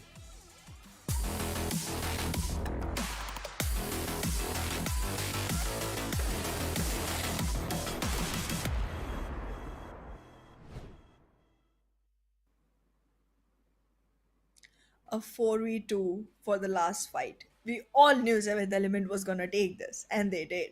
Yep. And they did it impressively. Not gonna go hungry for tonight, gonna have a huge feast on their platters because the dinner chicken is served. Chicken dinner is served. That's a good one. That's a good one, Hannah. But yes, it definitely is so. 7th element, a good game for them. They played it out perfectly, I'd say. If you look at the final 2 zones, 7th element, 4 players, 4 different areas is what they were looking to, and that's a very split that came in, but it was worth it. It was worth it for the players of Team 7th element. They were not able to rack up those kills for themselves, which I felt a little bad for, because 9 eliminations after having such a great position in the zone is not good. You should have got at least 15 is what I felt from the position where Team 7th element had. But yeah, at the end of the day, if you're able to get somewhere around 20 points from a game, you should be happy since you've been consistent as well. I mean, it's not like you're just focusing on one map a day. You try to get those 20 points and then you're 5 points in every game. 7th element, not one of those teams. A second dinner for them. They've been consistent as well. And I think we might see them jumping on maybe second or even the first position in the overall leaderboard. We might very well do that. And well, if that happens, it's gonna be a bigger celebration, a bigger Yep. dinner. And not only that, a consistency that can roll on for them. Because so far, 7th Element has only gotten 2 wins, but those 2 wins are huge like contributors in their total points. Yes. However, talking about contributors, here comes our MVP from Team Aye, there we Negatives. go. There we go. That's what I'm talking about, Guru Boy. That's what I'm talking about. Small steps. Small steps from Team Negatives. They were not able to top the charts in terms of position, but they do top the chart in terms of MVP stand. Guru Boy, he is going to be the MVP of game number 2. Well, very well done and very well executed on that map. And I mean, I'm just gonna agree with you for 1 second. Team Negatives might have a shot. Would be super hard for you to do so, huh? It is. But I'm a great caster, so I'm just gonna go ahead and Okay, agree okay. when I have to and accept my mistakes and be like, okay, Okay, okay. Team Negatives does have a shot. but they do need a lot of work to go ahead and actually That's make true. it a possible comeback, because this is not going to be easy. They are lagging way far behind to actually pick up the weight and carry it forward all the way to the top, but it's a possibility. It's a big It possibility. is. And even if they are able to play the first bonus match, I'm gonna be happy for them. I'm gonna be Oh, happy and filled with okay. respect as well for them. See, I'll tell you why the name is Team Negatives. Okay. What I feel. What I feel. They'll barely qualify for the grand finals. They'll make it seem that it is a very bad team, hence the name Negatives. They don't know how to play. They just qualified by luck, and suddenly, boom! In the grand finals, all eating chicken Hmm. dinners for them. That's why they're known as Negatives. That's what I hope. But talking All about the right. remainder of the players that did have an impact in the game, Seventh Elements, Alian, XGeneration's Thug, Regicide's Noki, and Seventh Element Tabby as well. So for the very first time, we're not seeing three players of the same team in the chart right now, I think, Hannah. Absolutely. But we are seeing all the players with three eliminations. Oh, yeah, that's true. That's true. Most of the players, though, have 300 damage. Not a big fan of that. I am a fan of Guru Boy, 567 damage. That's great. That's great, my man. I love it. And talking about the match summary, let's have a look at some statistics here. Highest elimination for Tabby with 3. Highest damage for Thug, 591. The most number of assists were provided by Blade, although I8. Let's start appearing a bit more in terms of the position rather than just in these statistics. And highest healing done is by a player from Freestyle who healed himself 457. That's almost 5 more lives given to your own self. Well, that's absolutely true, and that is something that we are looking for in our players, to go ahead and make sure that they are able to recover from all the damage they have been dealt, and go ahead and make sure that they are coming back up on top. However, look at that, about up on top. If we talk, we do gotta see seventh element back there on the top. It's not a huge margin of points that they have secured for themselves, but it's not less either. So walking into the top charts, obviously easily, but the positioning right now was fourth or fifth if I'm not wrong in overall, so it's going to be a little tougher as they keep moving forward. It is gonna be a little tougher, but for team 3x esports, I'm a bit concerned. Second game, not again the best possible one, similar to the first one, 2 points in this one. North esports get two as well. QWERTY did not even play, 0 points for them. Faulty Devils at least got one before being eliminated. So that is something that they had going on for them, and even a single point makes a bit of difference. But yes, overall standings is what I am waiting for, maybe, because I think X Generation might be pushed a bit a position down right now. Well, I feel like X generation might be pushed a little, but I am not expecting seventh element to be on top yet, just yet. Oh, However, okay. let's just take a look at the overall ranking and find out which one of us is correct on this one. It's not a competition, but if I win, I'm keeping the point. First you say it's not a competition, but then you say you'll win the point. Okay, let's see. No Somehow, competition. somehow, somehow, X Generation is still on the top. 59 points without a dinner, still maintaining that first position. Seventh Element, though, have made a jump towards that second position. 55 points overall. Magnus, I think we did not see them play this game. They were in Group D, I think. So they did not.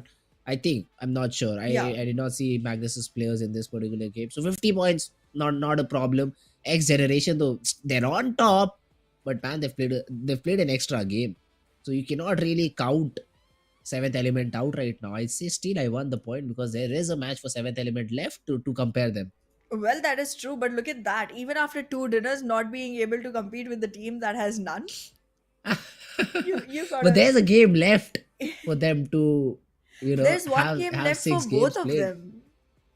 No, but you had 6 games played for X Generation and 5 games played for the other team. That's true. That's true. They have one extra game remaining, but like, yeah. Exactly. So 4 points difference. I don't think so. It'll be a problem for them to come out on I top mean, for the Seventh Element. consistency does come stronger from the side of X Generation, and considering the fact that X Generation goes very close on Miramar, they have a But better what if chance. they don't play it?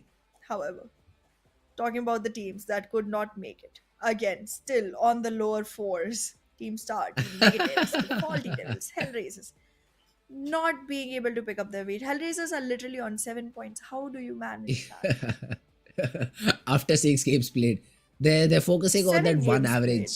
I know, yeah, 6 games played. Yes, they Yeah, did six sit one games. out yesterday. Yeah, They average. They try to average that one point, 1 point every map. Is that what they're doing? Come on, Hellraisers. This probably. is this is not the way you want to play this one out. You need to reach the grand finals, right?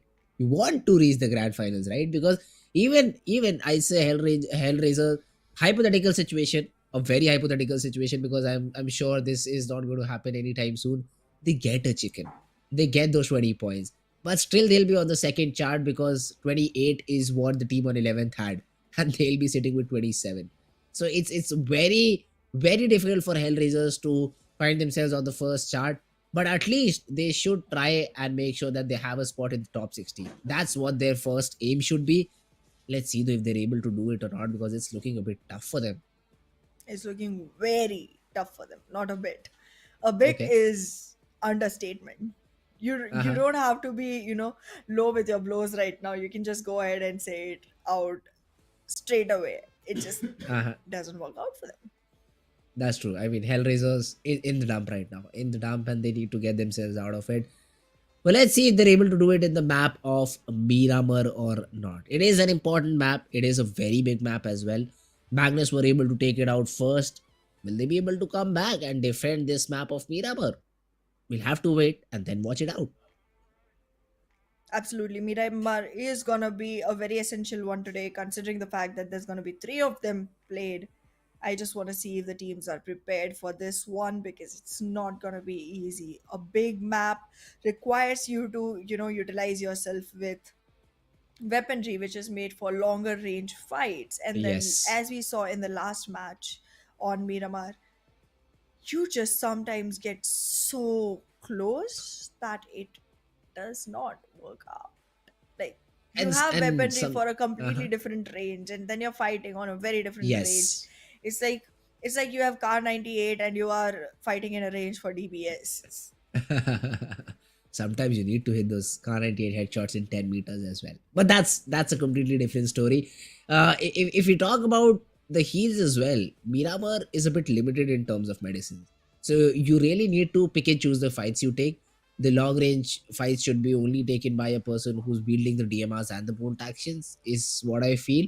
Because you exchange the damage, and then if you don't capitalize on it, it's just you're wasting your first aid, then you're wasting your painkillers. That's about it. So if you really want Absolutely. to take a fight, you need to have a game plan for if a thing goes positive or even if it goes negative. That's what I seem a bit lacking for these teams. They get a knock, yeah, they're very happy about it, but that's just increasing your damage stats and doing nothing else. It's not helping you put points on the board. So you need to be careful with what you do, with what you decide. But here we go, the map of Miramar, the land of DMRs and snipers. Once again, we'll see who comes out on top. Well, that we will, that we will. Let's see what our teams decide for this one because they cannot just stick to the same exact drops every single time. And look at that. A very southern plane path coming in all the way from under Impala going to under La Gilera. Let's see if our players are going to be any happy because now not only El Pozo and La Cobreria are out of reach, even Hacienda del Patron is going to be quite a glide. El Azhar is going to be a difficult one. It just feels like our players are going to be concentrated towards one single side. And I did see one team go to Campo Militar last time, a completely solo team. They don't have a shot to go back to their position anymore. It's a similar plane path to what we saw yesterday, right? Yep. Another very southern oriented plane path. I'd love for the PUBG Mobile gods to throw this zone completely the way north. I want Campo Militar to be inside the zone. I want Cruz de Val to be the center of it. I'd love to see a zone like that. But let's see if that happens or not. But we do have some fights early on. Some frags are going the Whoa, way whoa, of whoa. North Esports, and it is the player of Team Star. Osama has been taken off early on. Absolutely. It's gonna be a very difficult one. Going, like, the moment your feet touch the ground, You are being saluted out, and this just does not seem like the most optimal position for any team, to be very honest. But then again, Northeast Sports is going to be trying to make sure that they survive for as long as possible and take all the fights that come their way, because this is their area. They want to make sure that it's known to everyone. Nightmare. Let's see, he's all alone, but no problem whatsoever. The only thing I'm concerned about is the vehicle availability. I don't see a vehicle on the road. So Nightmare has to do some cardio right now, find a vehicle, and then rotate towards his teammate. No. Okay, Mars says, I'm here to help, buddy.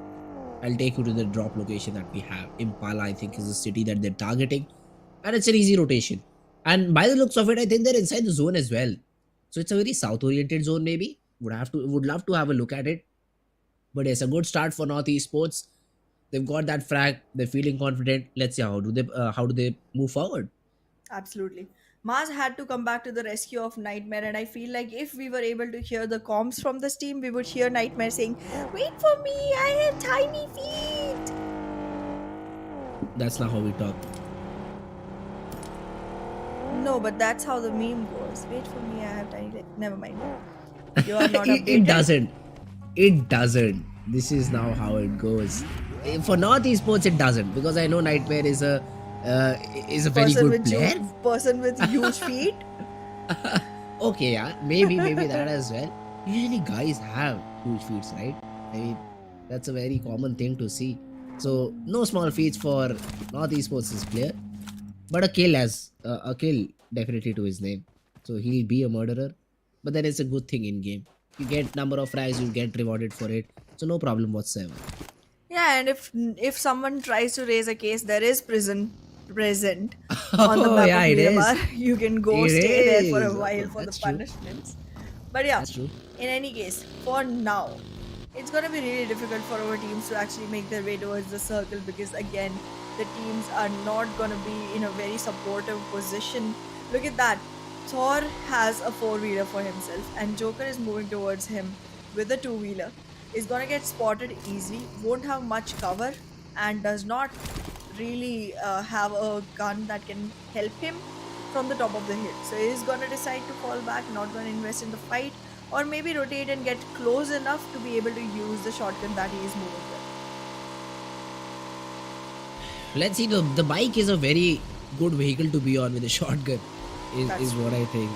I mean, you see a player, you have some grudges. Just try first running over with a bike. If that doesn't work, park it next to him and shoot him in the face. That's true. what you can do with a shotgun and a bike. But Joker, great background those. This is completely with the team 52 esports. Let's see if he's able to perform in the same way, in a great way. For now though, focusing more on the rotations is a bit low on utility. Just a single nade, no smokes, very low on the number of medkits that he has as well. It's better for him to loot first. Team Tough on the other hand, looting a city is still inside the zone, so they have a lot of time to scrape all the rooms and all the possible areas that you can obtain loot from.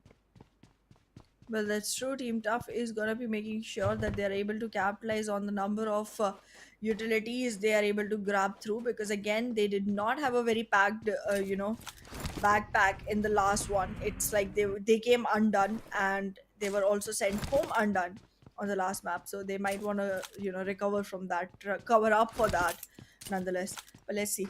Chumasera is the region that they are going to be capitalizing on. But in the background, 52 esports, oh my god, Jallad, there you go, already making life difficult for H2E. 3x as well on our screens right now. Looting the region of Picado, no problem whatsoever. A tier 1 loot city, but don't see those weapons here. Mom2 has a DBS and a UMP. Is that his preferred loadout? I don't think so. Or maybe he can be the entry fragger to have those sort of weapons. Then it would make sense, yeah. So 3x, in terms of medicines, at least they're set. But still, I see a lack of utility. Zarbav just has a single nade, only 4 smokes as well. You need that nade counter to be at least 3, is what I feel for a loot to be called good. He does have a level 3 vest, which will help him take those close encounters. Or I'd say shuffle it to your entry fragger. who you think enters into a particular compound, just shuffle it, just throw this level 3 vest onto him, because he'll be the one who you'll depend on to get those first frags. So 3x right now, good loot for them. 1 minute 40 seconds to kill right now, so that they get an idea about where the next zone is going to be. 1 for 1 Mithi, a good spray, but is not able to take down Miracle for now. Miracle, here he pops out again. The same spray, and Miracle barely survives. He survived for now, and the same fate is now being tested by next MVP. Not a good decision to make, but HR HellRaisers, a very difficult path of rotation, I'd say, but they survive and get out of without being harmed. Well, they did get an idea that Mithi was unable to actually connect any of his shots very well, and they just capitalized on that and surprised him one after the other with all the possible vehicles that could be coming in. However, Star Fury looking like does not have any support for a revival there. Destroyer is gonna try and make his way in, but look at 1 for 1. They have closed in very quickly. 1 for 1 official is gonna make sure that Star Fury gets shut down instantly, and with that takedown it's time for a takeover because Miracle is already knocked and Destroyer is not gonna survive for any long either. With that, there's the whole pool of dead bodies announcing the end for Team Star. 1 for 1. This time they get all without getting none, is what I'll say, without getting any of the players knocked out. So that's a great thing. They just get 3 though, because Star had already lost a player earlier to the side of Team 52 Esports, or oh, okay, to North Esports, I think. But this time the BABLU with a fight against the players of Team Reggie side, and Roshan, I think, caught off guard while trying to rotate. Nog instantly finished out on Team Reggie side. Yeah, they do take an exit because they're respecting the players of Team BABLU, not knowing the situation, not having enough information.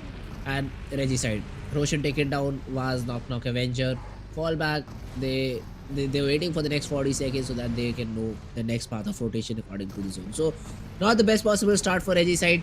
Let's see though how do they recover from this loss and then play the natural game.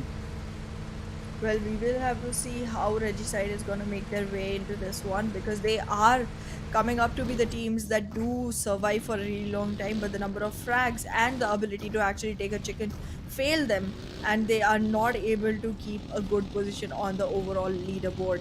However, for now, we are seeing quite a lot of teams struggling against the play zone, struggling against the time.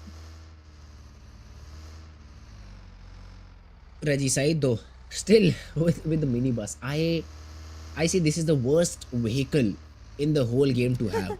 This minibus, slow as a pig, doesn't move more than 30 kilometers per hour, and it is so huge that even a kid with a potato phone can hit those shots on you and blast the vehicle and take you down. I just have a very bad hatred towards this bus. I'll die to the zone but not take it and enter the zone is what I mean by it. So Reggie said I don't know why they're using it. But I hope so they have good results with it. There is an airdrop to which I can see a player approaching. I can see a team approaching. I don't think so they're going for that drop. But there is a Groza. So if you find it, you consider yourself lucky enough. Well,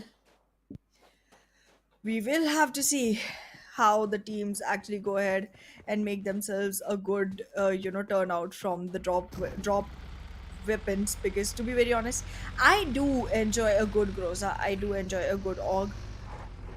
I don't know if anyone is gonna agree with me on this one because again, Og and Groza are two very opposite weaponries. One is super stable while the other is super damaging but has a lot of recoil. I don't know if people are gonna be agreeing with me on this one, but I do like both of them. I like stability sometimes, and sometimes I just want to have the best damage on hand. However, looking at the circle, why why are we so far away from Los Leones, and why is TFD still just trying to make their way back from the play zone and being guarded so strictly by 3 teams nonetheless? The path of their rotation is not good at all. They'll fight against I8, they'll fight against Team Magnus, and if they all somehow still survive to get in, then my team North Esports might have an idea about the Chumesera region and then try to fight it out again, then try to third party. This is looking very dangerous for all of these teams, but look at the zone. It's going towards the third island. What? Minas del Sur. This area, it still has a bit of the zone coverage. So there can be solo players who can try and go onto that particular island and try to survive for now. But HellRaisers, they're in a bit of trouble. Nobix tagged up quite a bit, needs some support, calls for backup, and his team 1-for-1 that they have to fight against.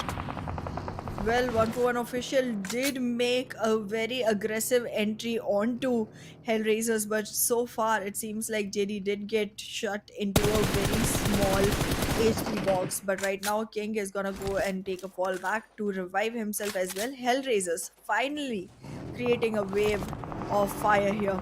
And on the same time, on the same note, Team BABLU losing players.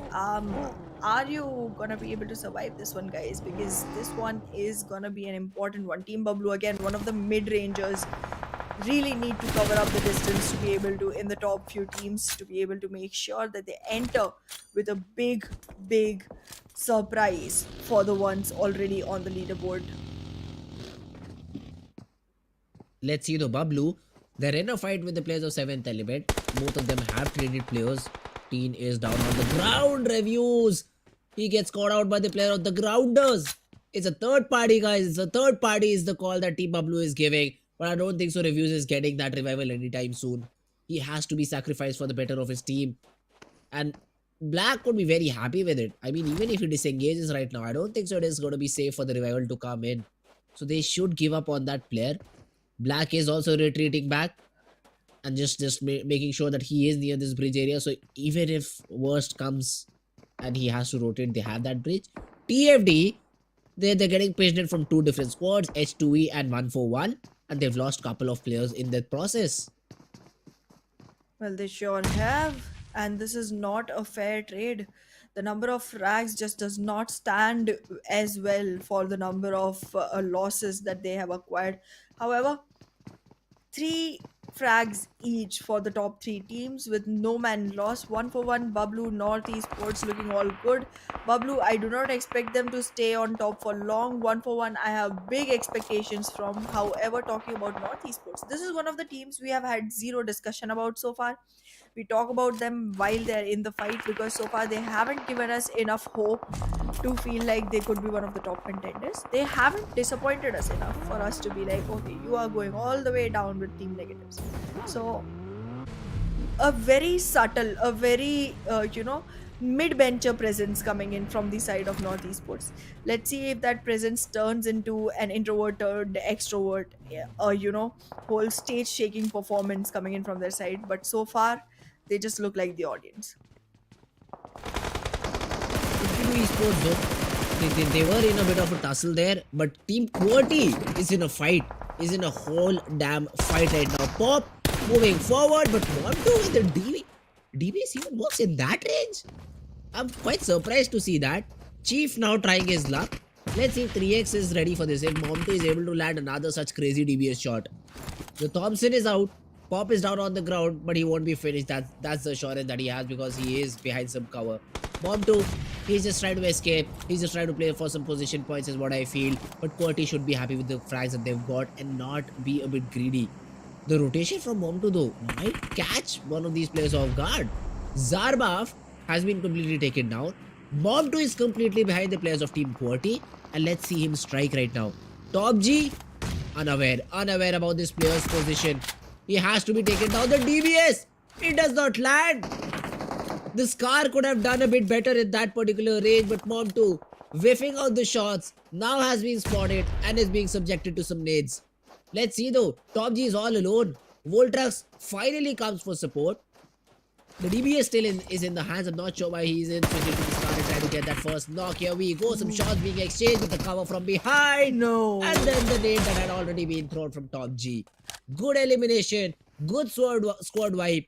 And 3x eliminated with 0 points. They are not gonna sustain for long. They are not gonna sustain for long because again, their points are a great accumulation from a single game. After that, they have again been on a downfall. They were on a downfall before that as well. So it's a very peaky curve that they got. I just don't know if that was a game or luck.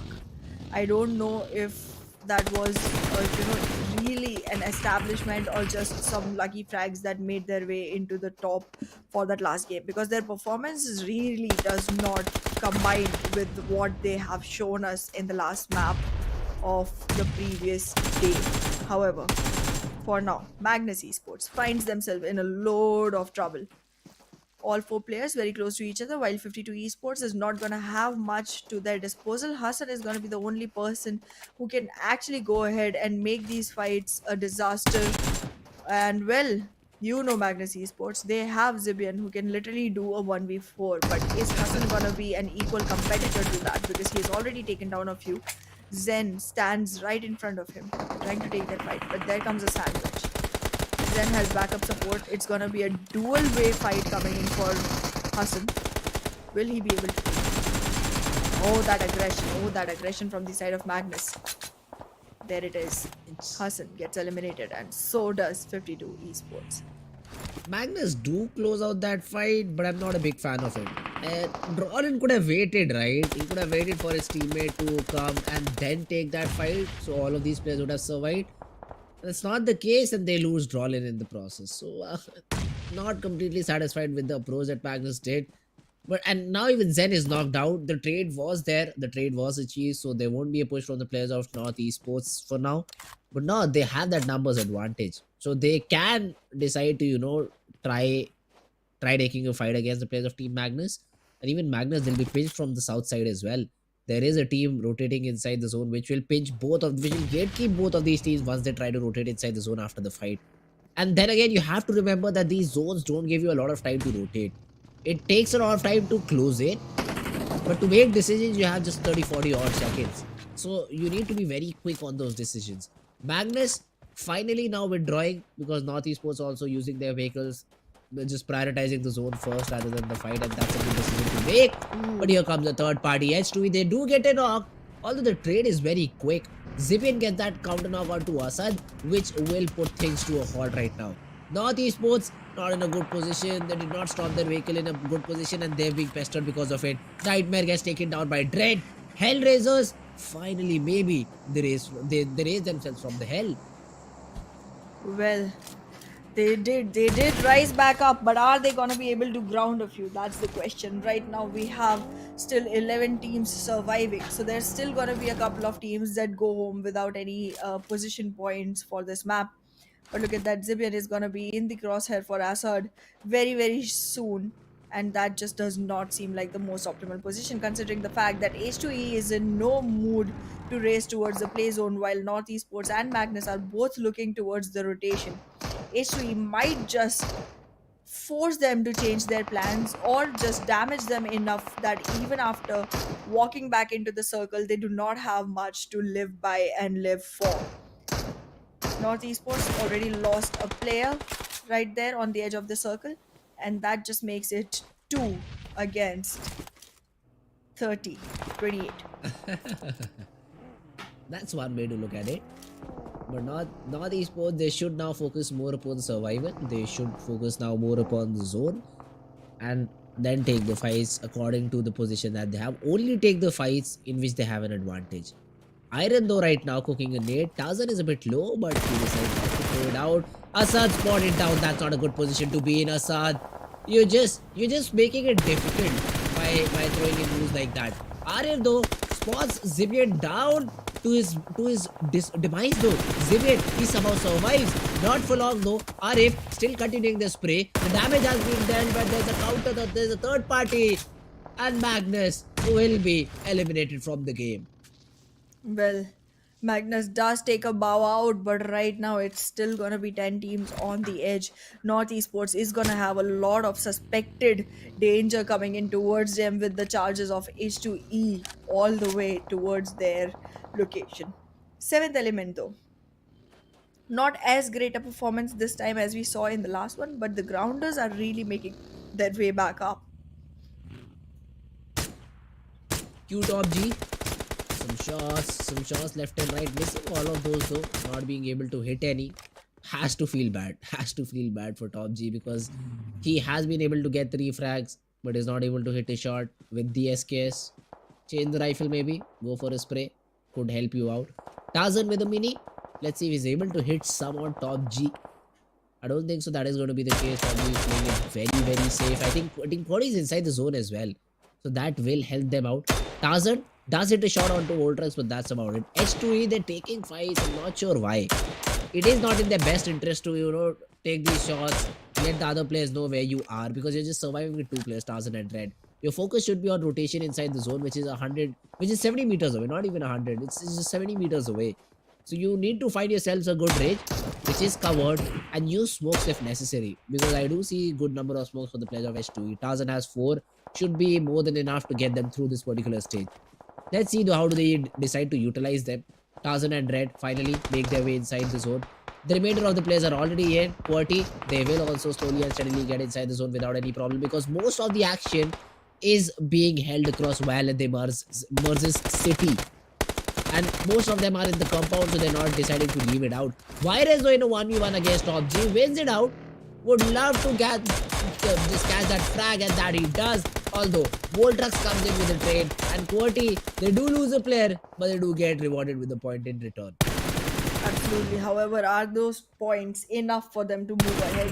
Yes, they are. 10 frags for a single team. They do seem like a dominating one, but right now, 3 players surviving from the side of QWERTY. Is this gonna let them acquire a chicken or not? Is the question that we all want an answer for. However, H2E, even though we kept feeling like they aren't going with the best game plan here, it seems like they have secured quite a good number of eliminations to actually make them sure that even if they don't get a chicken, they do get themselves a good position, a good number of eliminations, just to equate, just to balance out their survival time in some form or the other. However, Team QWERTY is gonna be holding off, trying to take the fight with H2E, and they have to be very cautious because H2E is not looking for a very positive fight right now, considering the fact that they are on a very low edge, and the whole altitude advantage is going towards the side of Team QWERTY. Team BABLU still sticking around the same compound. So do the players of Team 7th Element, T24 Divine. They've not even moved an inch. H2E, they're slowly and steadily getting inside the zone as well. I think this is gonna go to the final zone as well. The 9th zone is something that we'll see, is what I feel in this particular game, because it's finishing around compounds. These compounds of Miramar, they take a hell lot of time to clear. So even we can see even teams sharing some compounds in the later stages. The Grounders, though, the team which had a chicken but was in the second charts, was able to gather quite a few points in the first 3 games, and now in the first 2 games, and is now looking to get the second chicken as well. Have all of their 4 players alive. They're still surviving, and they have a good position in the zone as well. HellRaisers down to just 2 players. They're fighting it out against the players of Team 141. Let's see if they can make them run. Well, let's see. Nice rhyme there, though. But yes, 141 does have to get back into the fight and make sure that they eliminate Tears and leave him crying, because right now he is definitely a prickle into the way. He is gonna make sure that there's a lot of trouble raining down on 141. Gonna choose to just avoid the fight and swim through. Is that the game plan here, 141? King is definitely trying to make sure that Tears does not even get the time to look towards the water body, but we are seeing quite some dives come in. And Tarzan is going to make sure that the whole area is scouted and, completely informed before they try to make the rotation, while Dread just makes sure that they find a good cover for staying if they have to. 141, they've been able to get behind the player of HellRaiser. But let's see though, how do they close the fight? HellRaisers, Tears! He has to switch to that FPP mode for a better angle here. But he's able to take down King before going down. Finally gets picked off. And it's all down to Z. Tossing a nade, trying to reduce the players of Team 141. And let's see if he's able to do that or not. A nade comes in from Regicide's knock. A third party once again eliminates the players of HellRaisers. Well, HellRaisers do get taken out, but 141 does not seem to have a way out of this trouble, because now Regicide is doing the same imposition on them that was being caused by HellRaisers to begin with. But right now, Regicide is gonna be charging in. There they go. Going in for the shots. Do miss a few. JD is gonna get taken down, and that just eliminates the whole team of 1-for-1 official. Now, this is how you make a stand for yourself. However, the loss that came in for this side of Regicide as well, not a very optimal one. You have 3 eliminations and only 2 players surviving. Not gonna be the best lookout for them, but again, Team BABLU waiting to invite them into the game again. Destroyer OG has that information about the players of QWERTY and QWERTY. They were thinking they have the higher ground, but they now have to come down to the city and find it out. Pop! Very little HP, and the final bullet of the Scar connects, gets popped down, and that should be the end for this particular player in this particular game. Voltrax. Now let's see how do you use the minibus. Voltrax, I was asking you to change it out earlier on. You did not, and now you will be punished trying to come down the hill. Tarzan with the mini 14 gets the pick onto Chief, and one by one the players of Team QWERTY fall. They do have 10 frags, but that's about it. I think they'll be eliminated on the 6th spot. Might very well be, but that's just not gonna be a good enough option if H2E manages to acquire a couple more frags and a better position alongside it. Team QWERTY Pop is already just crawling on the ground, trying to make himself, covered out as long as possible, even though that's not gonna result into anything at all. And well, Chief OG doing the same thing. Voltrax, as you mentioned, is gonna find it really difficult to go ahead with the minivan. Chooses to get out of it, but still gets out of the map alongside. So there it is. Voltrax, another knock for Team QWERTY. And there it is. The end. The end was as close to them as you expected. Quite an on-point prediction here, Fritz. I know. I've been a good player. Hana, unlike you, I've been a good player. So I can make some good predictions as well. But H2E, yeah, they do have a good spot now. They have a higher ground. Tarzan will get that revival, no problem whatsoever. And H2E will play the remainder of the game with 2 players standing. The problem which will occur is between the players of The Grounders and Team BABLU. All of their 4 players alive. But if the zone does not go their way, which it hasn't because now it's the final zone, 5 teams still remaining, it is going to be chaos.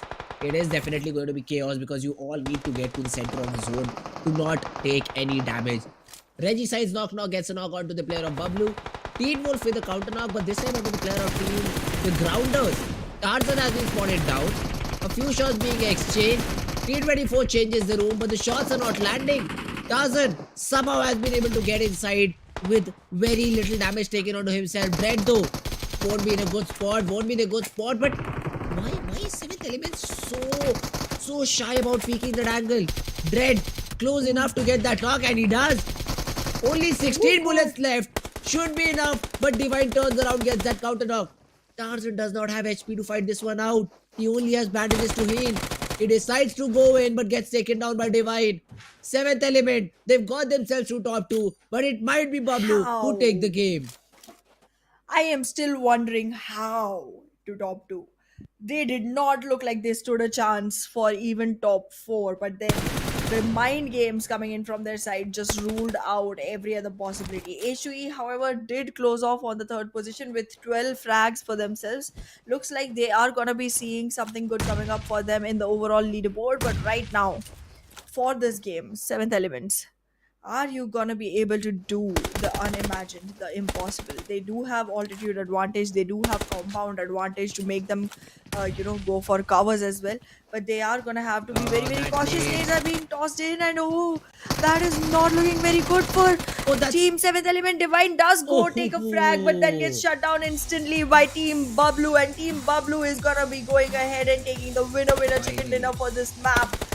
It was a much needed one for Team BABLU. They were dragging all the way behind onto middle grounds of the chart board.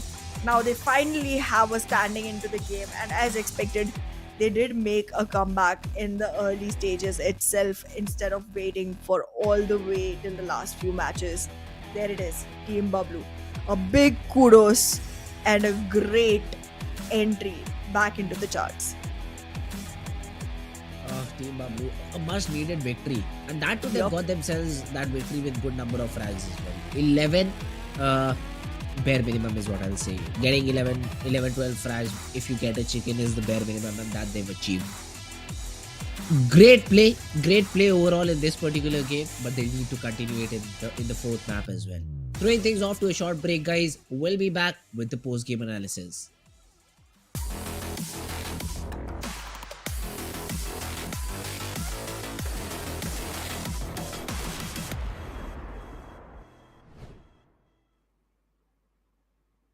That's how you walk back into the leaderboard. That's the walk you carry, the walk of winners, which we just saw Yes, on the side of Team BABLU. that's true. That's Magnificent, true. nonetheless. Great job done by them. Plus, I'd say great job done by seventh element as well. Hmm. Considering they were able to get one chicken and then they show off this performance where they get two of their players eliminated very early on and then still end up being second. Great job by seventh element as well. But there's just one player who tops the charts in terms of MVP, and it is gonna be a player from Team QWERTY, which got eliminated because of the play zone. I'd say the zone forced them out in the open without any cover, but Voltrux still gets that title for himself. The MVP of the game with 7 eliminations and a lot of damage. QWERTY's Voltrux is the MVP of this game. Well, that he is, and he has definitely shown some metal into the game. But this is not gonna be enough because the whole team needs to contribute towards the same goal to be able to see where the standing goes for the team. However, we'll take a look at the top players because it's not always just one person that carries the whole match. Yes. So we'll see how well some other players have left impact on this game. And look at that, Team Bablu's Pan, he is going to be there up with 5 elimination. However, JD, Divine, and Asad, no way far behind. In terms of eliminations, all of these players are pretty close except for obviously Voltrax, who got 7. JD has 4, 5 for Pan, 3 for Divine, and Asad with 5. So yeah, it's overall a good show of these top players because they did make an impact in the whole game. Talking about some more statistics as well, talking about the match summary overall, highest elimination for Voltrax, most damage done is also won by Voltrax. Highest assist for reviews, he got 4. That's great, and healing done as well. Absolutely. 470. That's a lot in terms of the map that we played. That surely is. And well, we did see a lot of survival tactics coming in from the side of Team Bablu, and I guess kudos for that goes to reviews without any doubts. But let's just see where the rest of the teams stand on the match rankings that are going to be coming up right here right now. Team QWERTY, even though eliminated a little bit early, did manage themselves 12 points with those 10 eliminations and 2 placement points, made themselves the person standing at the second position. Team H2E following up as well with 12 to their name. Seventh element, yes, they came second, but you couldn't ask more, right? With just 2 players, it's enough for you to get 6 points out of those positions and 3 overall frag points as well. So yeah, 9 points, not bad at all. Maintaining that average of 10 every game should definitely get you to the top 16 teams. Magnus Esports, not the best possible game for them this time. A squad fight where they eliminated 3 but then got eliminated themselves. Team Tough with just 2, 52 Esports with just 2, and the rest of the standings are right in front of you. That's right. 3x, I8, Team Star did not even play the game, I'd say. 0 points, no impact created, no impact done. Not the best possible game for them. Absolutely. All three teams, specifically I8 and 3X, both have disappointed me today. Not once, Yeah. but twice and thrice for each one. It has been difficult. However, this game was not a disappointment at all because we saw some really great action. And we'll just take a recap look at all of it. Great first fights. This is where Team 52 Esports got eliminated. Team Tough had a good run in the starting stages, but then got eliminated. HellRaisers better performance, at least more than a point in the game because they got one frag and were eliminated on the 7th position. So more than at least a point that they got. And these are some of the final fights that took place. Divine, great job at holding that compound. Almost won his team the whole game as well. He ran out of ammo, and that's the reason Team BABLU got the chicken because I was a bit afraid there. I thought he might clutch out a 1v3. He did not, and Team BABLU were able to take the game home. Team Seventh Element, higher hopes from them from this particular game of Erangel, which will be the only Erangel we'll see on day number 3. But it'll be fun. It'll be fun for sure. It's day number 2. But map number, it's just once that we'll see Erangel today. Yeah, On day on number day 2 number is 2. just single. Yes. That's what I wanted to say. But yeah, talking about the overall standings as well. Let's see how much of an impact were the players of Team Seventh Element able to make. A great impact, 64. Yes. And now you compare it, Hana. Now you compare it with the players of XGeneration, because now the number of Still just matches a are 5 equal, point difference though. but it is there. You cannot disregard it. It is there, and they're still on top. That's true. But there's still a much bigger difference between XGeneration and Magnus, which is 6 points. Different by 1 point. But in any case, Yep. XGeneration hasn't secured themselves any chickens yet. Once they do come up and take a chicken home, they're gonna have a leap much larger than what we've seen so far. It's not about once they do. It's about if they do, Hana. If they're allowed to get a chicken, which I don't think so. The other I teams are think going they to. are going to be able to do that very easily because they are one of the last few teams surviving anyways, and they do have a great impact on the kill feed of the game. So I feel like it's not going to be very difficult. It's just going to be probably a little longer before we see that, but it's not going to be a side that just goes unseen altogether. Oh, okay. Let's see. I hope they don't now because you made a prediction. We're talking about the remainder of the teams. Team negatives still on Still on the 18. same positions. No progress from there. Faulty Devils, they've got 20. Hellraisers, good job, guys. Good job. You at least got 2 points from that game. You made yourselves one more point closer to 10. At least you'll be able to finish off with the double digits, is what I'll say. Oh god. Yeah, Hopefully. kudos. But yes, I did expect a lot more from Quantum Rage. The way they initiated, they did not follow through. It wasn't a good momentum. But I do see Team H2E stepping up slowly and steadily. They might have a good chance very soon. But 52 Esports, yes, they did cross the positioning they had the last season. They ended on the 15th position last season. If they continue like this, they will be doing at least better than before. And well, that's Yep. what we aim for, a little more improvement every single day and a little more celebration every single day. Not for Hellraisers though. Sitting at the bottom of the chart. Not a big feast to achieve. I really hope they at least get 20-25 points overall. So at least they have something to look back on. Otherwise they won't even Overall, check the in stream. total, 25 matches? I do hope so, yeah. Better than that. Because the way that they've been playing, 6 game, 9 points. Okay. Not looking good at all for Hellraisers. Okay. I There's mean, I'm some not salt wrong. coming in. I used to think I'm the harsh one.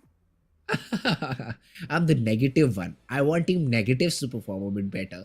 That's who I'm supporting right now. Your It's cassette player is literally stuck. It's stuck on Team Negatives. I know. You don't give any regard to any other team that is playing. You're just waiting for Team Negatives to show up. And well, Exactly. They're not. okay, The main we'll thing see. is they're not.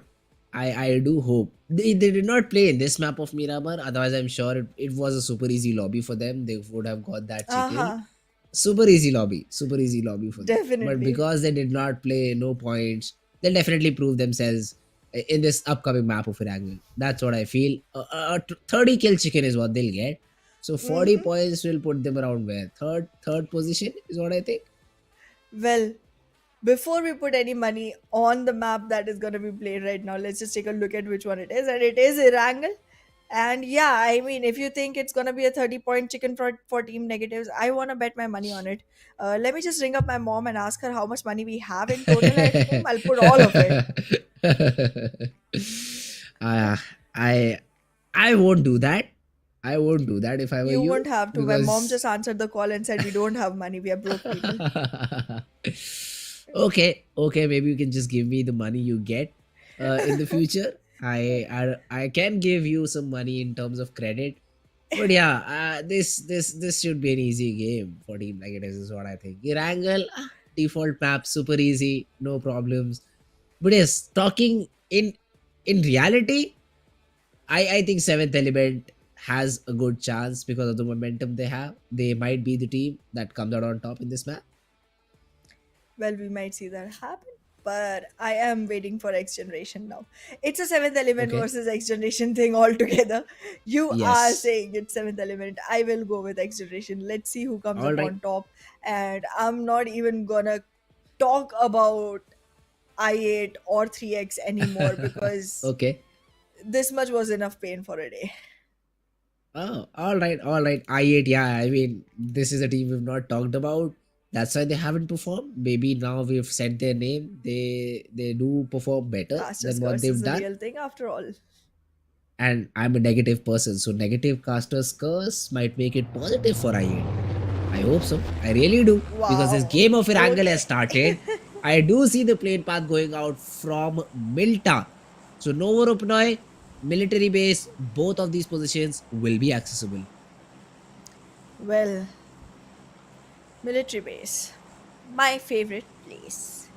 We will be seeing I8 go there.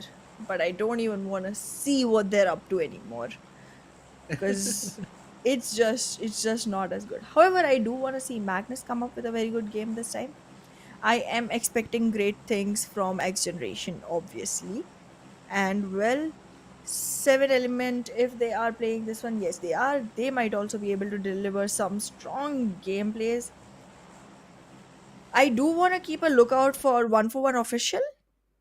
They do make their way very close to the top, but I want to see the magic happen now. I want to see their unicorn horn actually go ahead and give them some blessings. All right, all right. Let's see if that happens or not. We do see I8 still moving towards military base. No surprises there. HellRaisers going to Novorapnoi. They did have a fight previously, which they just lost in a very humiliating way. But they've still gone for the Novorapnoi drop, and this time they're not contested. So it's a good decision to make for now. Built-up power is being taken control of by the players of Team TFD. It's a split, not entirely on built-up power, but finally the zone I really wished for, all the way down to military base, and I need the zone to shift a bit more south in the second zone. That's just what I want. I want this to be a military based zone because that is exactly where a lot of fights happen. The boat rotations are going to come in, the bridge rotations are going to come in, and there'll be a lot of fights that are going to happen. Well, we will definitely see all the firepower put to use, but right now, I just feel like it's a lonely day for shooting range. Georgopol, Hospital, Siverny, Stolberg, Kameshki, Yasnaya Poliana. I mean, I have never seen Georgopol so empty. It's it's new. But yeah, early fights taking place already. Uh-huh. TUF. Okay, if you're a team that is able to take the fights and capitalize, great. If you're TUF, just hide. Just hide.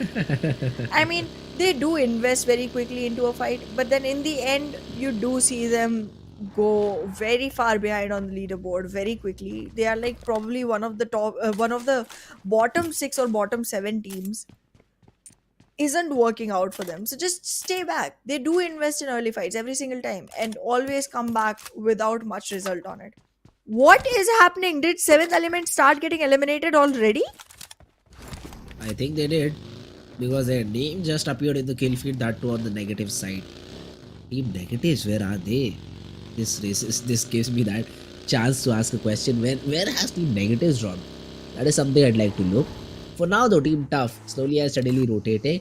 It is the player from team star that has taken care of the player of seventh element, and now are moving forward as well. Team star a bit, I'd say a bit ambitious in the way that they're trying to rotate. They've spotted the vehicle of seventh element as well, so some shots will definitely be taken on it. T24 and Divine are working together, and I think they're moving towards their third player as well, towards Tokusaurus. So that even if the players of Team Star decide to chase them down, they can fight that particular team as a team themselves. X Generation as well, rotating very nearby to them, and they stopped as well. X Generation, they also want to have a piece of the pie. They also want to hamper the players of Team Seventh Element. So seventh element, only trouble for them. Well, all of this trouble is gonna result into a burst bubble of expectations. Team Bablu, Of your expectation. of your expectations. You voted for seventh element. I was going X generation. Mine will, are, and always be with Team team negatives. negatives. Yes. Exactly. So Okay. that seventh element is a calculated prediction, but my heart sits with team negatives. Oh, okay. So your calculated prediction means nothing to you. I am okay with that. You're not good at math, Uh-huh. anyways. But yes, Okay. going back into the game, I do want to see where X Generation is, what they're doing, what they're up to. But the Pochinki region is gonna be completely, completely capitalized by Magnus. And Magnus, again, Zibian, great. Zen, great. I am waiting for Faster 2D and 420 Boy to actually, step up for the team a little bit. I'm not seeing as much delivery coming in from their sides. So, yeah, I want them to join a delivery service where they just take bullets and carry it all the way from Magnus Esports towards the opponent team with a headshot right between the eyes. Okay. Let's see if that happens or not. Because in terms of loot, they've got themselves good weapons. I think Faster relies a bit more on these shotguns. SK12 and another, I think S6N6 is what he has. Shamir Boy from X Generation though takes care of business with Easy and Team Faulty Devils. Off to not the best possible start. They've lost a player. Well, yes, there is a player loss coming in from the side of the Faulty Devils, Freestylers, and Seventh Element, all three. But again, one man's despair is the other's celebration because that has just resulted in one elimination point each for Star, X Generation, and Tough. HellRaisers though, they have a good Ah, position in terms of zone. They have themselves across the does it bridge, so matter they'll though? be. That's the $1 million question, isn't it? 52 esports have also made their way towards this island somehow. I don't know how, but somehow they've been able to do it. I think they use the military base bridge to do so, and now Hmm. they have some vehicles as well. So yeah, I mean that is the only way that they were able to get here. I think Z has a rough idea about the players' location, and now is looking forward to contest them. But the focus should be on the bridge, right? Z is just the backup, is what I think. He's the backup so that if Tears and Nobix get in a bit of pressure, Z gets activated and then tries to take all of the players from 52 esports down. Tears has also spotted Jallad. So Hellraisers who are just focusing on the bridge now have to divert their attentions into two different spots, which could really be harmful for them.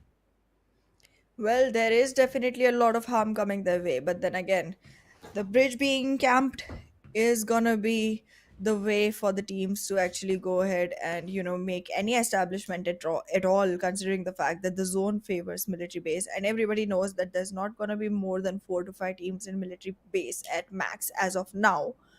But again, the zone is closing in. Our players do need to realize that even if they are holding the bridge, they have to do it better, and they also have to be better players to begin with.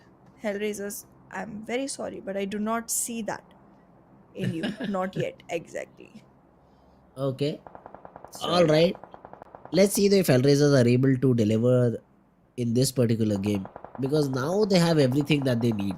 The strategy a bit questionable for sure, trying to gatekeep the bridge while being on the bridge, because you can be third party from various different positions because you don't have a lot of control. Z should control the hill on the left, or at least have basic information so Tears and Nubix should not watch that particular area. But that's not the case. So Hellraisers, they could be in trouble if they do not watch it out perfectly. State number 2 has also formed and Tears is inside the zone, so it seems like it is still a military based zone. It is still an overweaponized based zone, and Hellraisers should be very happy with the zone formation. Well, that's true, but right now, holding on to the bridge is not doing much for them. Team negatives, your favorite team, is now on their rush with the vehicles available to all the players. Gonna make sure that they may acquire a good enough position for themselves. The play zone is already gonna be pushing players quickly.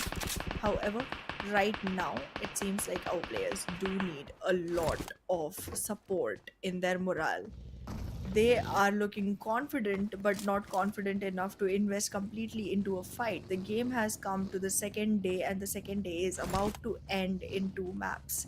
So players do realize that their positioning now needs to, one, be consistent if they're on the top, two, change, alter all the way if they are on the bottom. And the mid laners, well, they do have a wiggle room for themselves.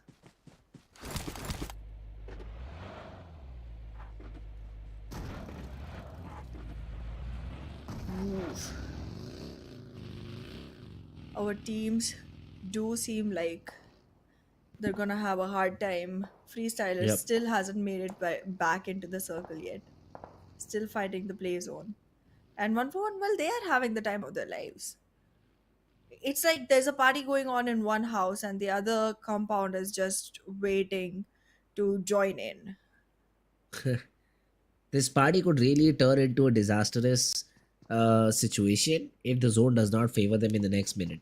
Because yes, they do have a good place for now, but if the zone forces them to go to the military base island, first they'll have to fight with seventh element, then they'll have to fight the players of team HellRaisers, which are waiting on the other side of the bridge. And these seventh element players are not to be spotted from far away. So one for one would be in for a surprise to say the least. And let's see how do they use this surprise factor to their advantage. Divine does not even have a backpack, Whoa. and that will definitely help the players a bit, but they need to deliver those shots. Finally they do. Tokusaurus gets that frag. It gets confirmed by Divine, and seventh element, they get the very first frag of the game. Absolutely, and they are in much need of those frags considering the fact that they have already lost a player. They do need to balance the numbers on the chart to be able to, compensate for that. It's not going to result into a very long survival time for the team if you have lesser players on board. However, talking about X Generation approaching very quickly, very swiftly towards the side of one for one official, are they going to be aware of the compounds that they need to look out for, or are they going to fall prey to this particular player named Janaza?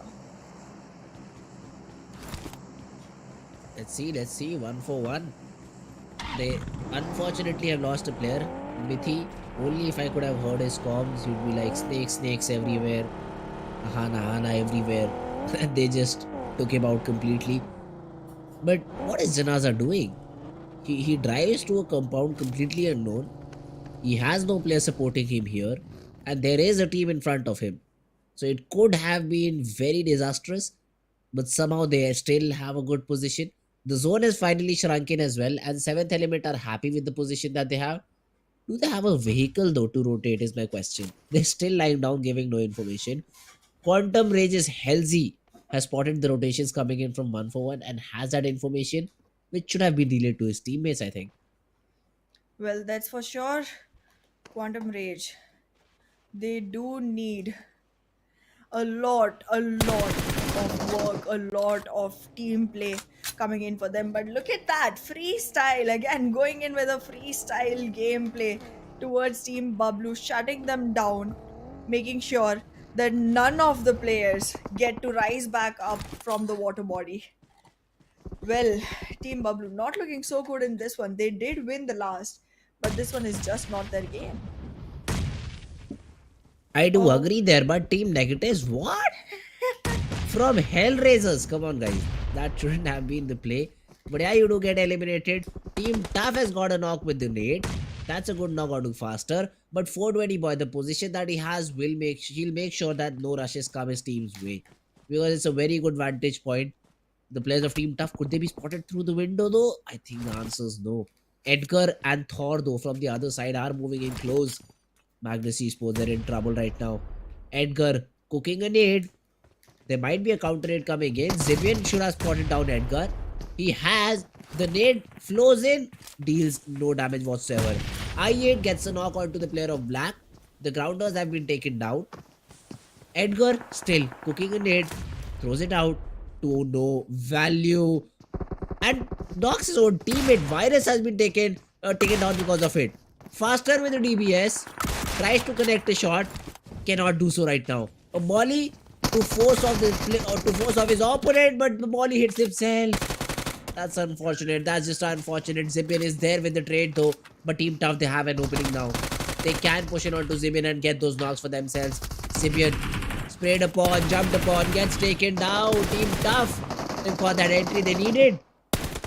Well, Edgar is also going to be able to spot out the last player surviving from the side of Magnus, and that's going to be a shutdown for the whole team. Magnus just shatters so quickly this time. But look at that virus just creeping his way back to Edgar, being like, please help me. I need a revival. I need to survive. But yes, they are not in the clear yet because freestylers, they are still approaching the same compound. Gonna be trying to make sure the Team Tough does not stand a long shot. Wait, am I seeing them draw back from the fight? Okay. That is because of the zone.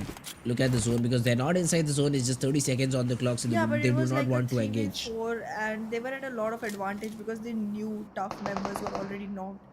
But yeah, I guess the zone does play a great role considering the fact that we're already on stage 4. That's a heavy damage zone. That's true. That's true. And that's an informed decision. And I kind of agree with the players that they made the decision since they had 3 players to themselves as well. Not a lot of players to play with.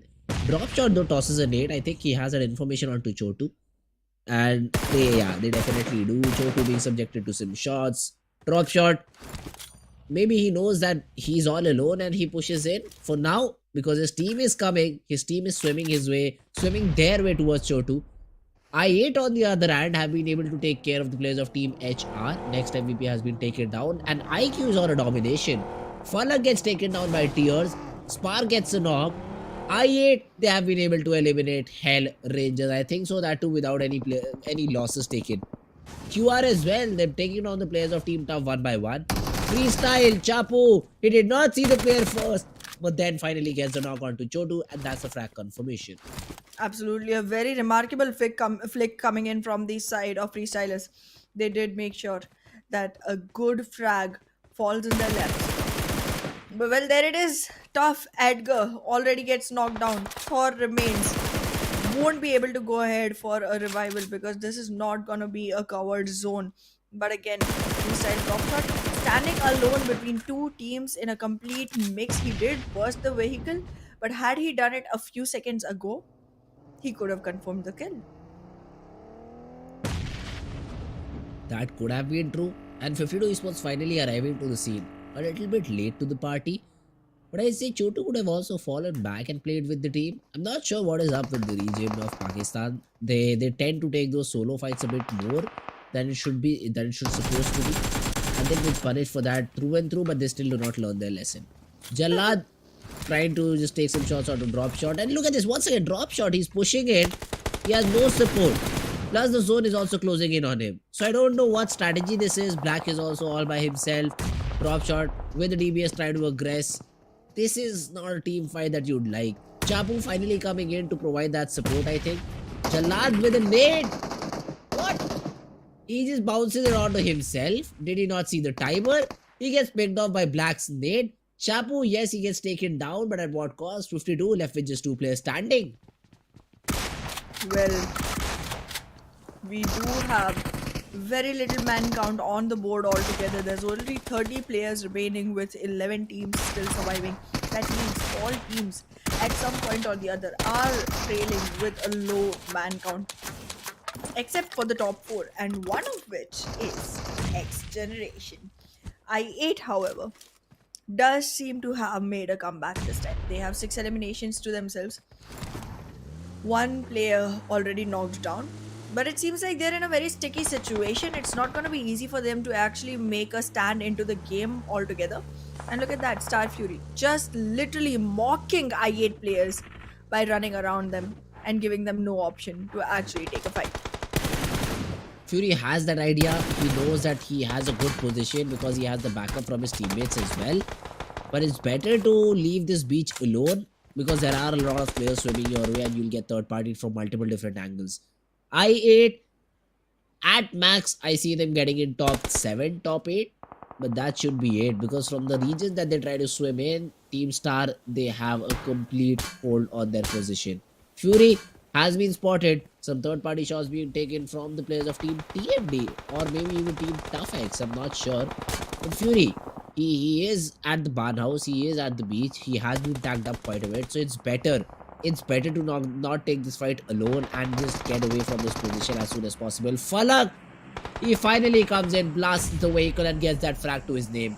That is what happens when you try to be a very hard, fast brat and try to, just take down one of the players. You get surprised from a different angle.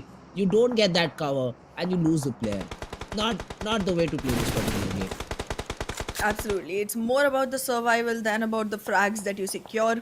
So, yeah, you do want to make sure that survival is your first priority, survival is your first motive walking into the game. And again, it's only if you are able to stay on the map for long enough that you are going to have any results from the number of frags that you are actually securing. However, Team Tough, again, in a very tough situation, and there it is. The situation is not going to be tough for them anymore because the situation does not even exist anymore. They have been eliminated. This relationship between Erangel and Tough is going to be terminated at this point, and right now I8 is in a position from where they can easily spot multiple teams. They do, need to get into the compounds that are acquired by Team Star for now. Because if that's the place they are able to acquire for themselves, it looks like a very positive match for IU. But right now, they are not going to have the opportunity to go ahead for that. However, Regicide is going to be a victim to I8's wrath.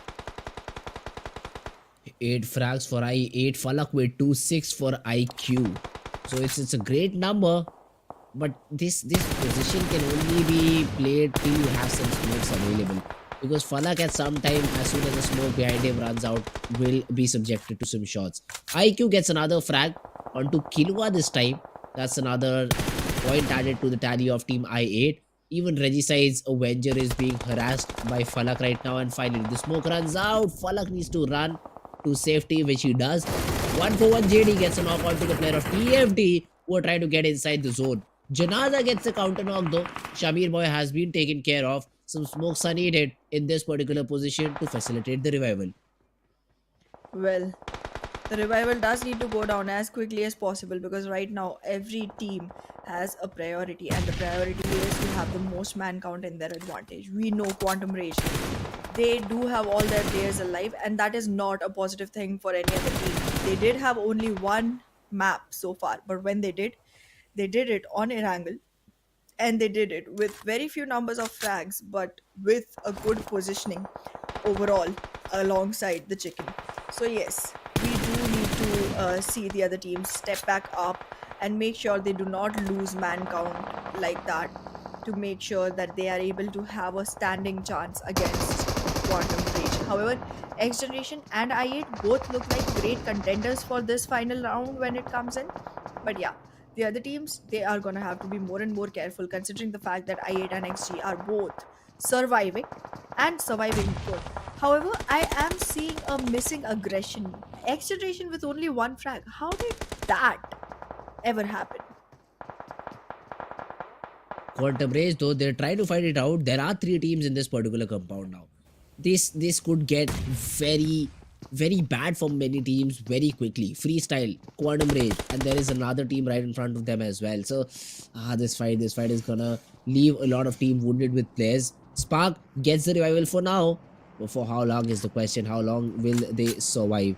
XGeneration, they're all snakes in the grass right now. They need to move inside the zone, and they need to do it quickly. There is a smoke wall for now hindering the players of Team Quantum Rage, but as soon as those smokes run out, XGeneration would just be sitting ducks, just ready to get picked off. So they need to make a move quickly if they want to avoid that situation from happening. But I think so that has started. XGeneration Thug gets the first knock. The counter knock is there, but that is from Star's player. And the frag has been confirmed from Spark. Beauty of Battle Royale. Someone else knocks the player. Someone else gets a counter knock. And there's a 4th team finishing that frag.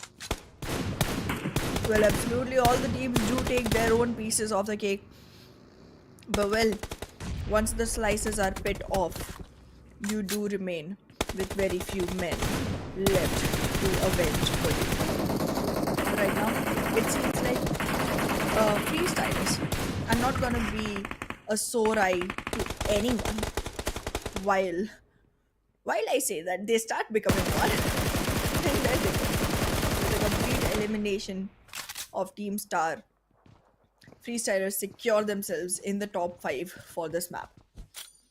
Again, I8 looking really strong with 13 frags and only one elimination to them. Freestylers again not lagging far behind. 9 frags, 1 elimination. And well, Quantum Rage. I like how this team shows like zero chances in the beginning, and then slowly, steadily comes to the final circle, and then they're like, you know what? All right, this is the time to shine. Goku bot though from Quantum Range, he was in a bit of a sticky situation because I thought Hunter might just creep on him and get that frag. That's not the case. He quickly repositions, throws a smoke to facilitate the revival, and gets back into the compound. Great show off event right now from Quantum Range. Let's see if they're able to close it out or not. The zone has all of the teams inside of it, so I don't think so there'll be a problem. Even I8 has been able to sneak themselves inside the play zone. But the thing is, I8, as soon as they fire even a single bullet, all of the teams are going to look at them. Most importantly, the players of freestyle will look at them, and it'll be easy frags for the players of freestyle. So they really need to be careful. I8, I think already the players of freestyle, they have an idea. Aiko spotted down, sprayed upon as well, somehow drops and gets into cover. But for how long though? Even Aiko has to move inside the zone. He's trying to regroup with his teammates. The best way would be through the waters, is what I think, to not get shot. And that's what he's trying to do. I8, they're in a very difficult situation. Let's see if they're able to come out of it, or is it going to be the players of Quantum Race to win that chicken? Well, Quantum Rage does seem like a good contender for the fight. However, we cannot ignore the fact that freestylers are looking strong as well. XGeneration is under delivering. They have only one frag to the name and have already lost 3 of their players. It is gonna be a rat game coming in from the side of XGeneration, obviously. But let's see how long that survival takes them, how far that survival takes them. But right now, Quantum Rage, they have a compound to themselves. Freestylers have a compound to themselves, 2 compounds actually. But the team in the worst situation, the worst scenario here is Agon XI8. They're You are right there. there in the open.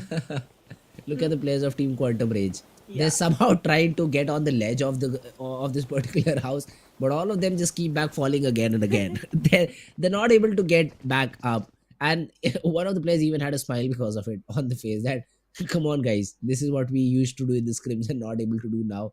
That is embarrassing. But the eighth zone again forms in a way that only one player, that too from the side of XGeneration, is outside the zone. But the remainder of the players are still inside.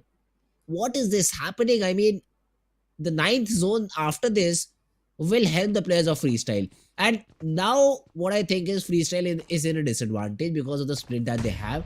If Chapu gets pushed upon, there's no support that can be thrown in from the remainder of the 2 players. So freestyle, it would be better if somehow Chapu is able to cross over to his own teammate. But that doesn't seem to be the case. And freestyle could really be harmed because of it. Well, that might very well be the case, but look at Agon XI8. I feel like they have zero chances of survival once the circle starts shrinking in, because again, you do not get to be left unspotted. Exactly what I was talking about. There he goes. Falak did get a lot of bullets shot his way, but then he is not gonna be injured. He's not gonna take any damage. He is gonna have to crawl his way back. But now that Falak's position is open to the rest of the team, all of them are going to accumulate towards the beach side to take a look at how many players are surviving there, what they are doing there, and how long they can stay there. And this whole situation is something Quantum Rage will be very well able to capitalize on. This could result in Quantum Rage catching freestylers off guard. Let's see how that happens. Black still sitting around. I8 gets that frag onto Hunter. He was trying to rotate in, gets punished for it, and I8 put another number on the board, another 3 point on the board. Drop shot, tries to take some shots onto Falak. He's struggling with his own Falak, and he'll be taken down. He will be taken down. Oh, almost, but he survives. He somehow survives that onslaught and will be able to reset back. But the thing is, I need to wait for the fight between Quantum Range and Freestyle to happen. Falak has taken a lot of damage, but what? Gets a good knock. Finally traded by Chapu. And the frag will be confirmed by Chapu as well. But now, Quantum Range, they finally push in. This is the time when Freestyle will feel a lot of pressure from two different angles, from two different sides. Let's see if they're able to come out on top. Yes, they are. Quantum Range Spark gets a knock onto IQ as well. It's all down to use at him. He has a ghillie suit to help him. He can vanish inside the grass, inside the long thick grass.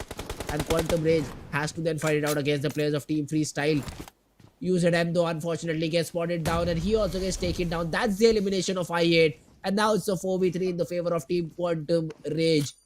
A knock on the side of Freestyle could lose them the whole game. And that happens.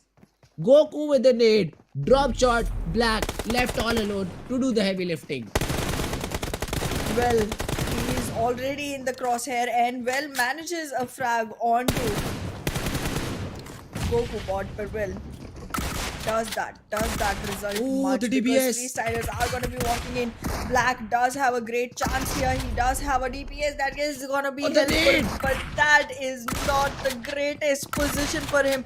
Quantum Rage is aggressing from every single side. A domination streak coming in from the side of Black. Is he going to be able to take one more down? This is all he needs. This is all he's fighting for. Is he going to be able to take this one? Jiggles in, has to go back into a reload. Is he going to end there? Oh, He that's does a it. shot. Oh my god, that's a clutch Destroy. chicken dinner. That was completely unbelievable, unexpected, but well deserved. What a game from Freestyle. What a hold. A 4v2. The first knock, a brilliant show of how you use the crouch peek mechanism. Pre-aim, pre-fire, the shots they do land. Then comes the DBS, not checking the corner. The DBS reigns supreme. The trade is there though. But a nade from up top reduces it down to a 1v1 and then it was a battle between the two DBSs. But it is the players of Team Freestyle who come out on top. 15 eliminations, 25 total points. What a game from this team. Absolutely outstanding and nothing less than that. However, we do have one tiny break coming up, after which we are going to be catching up with the post-game analysis.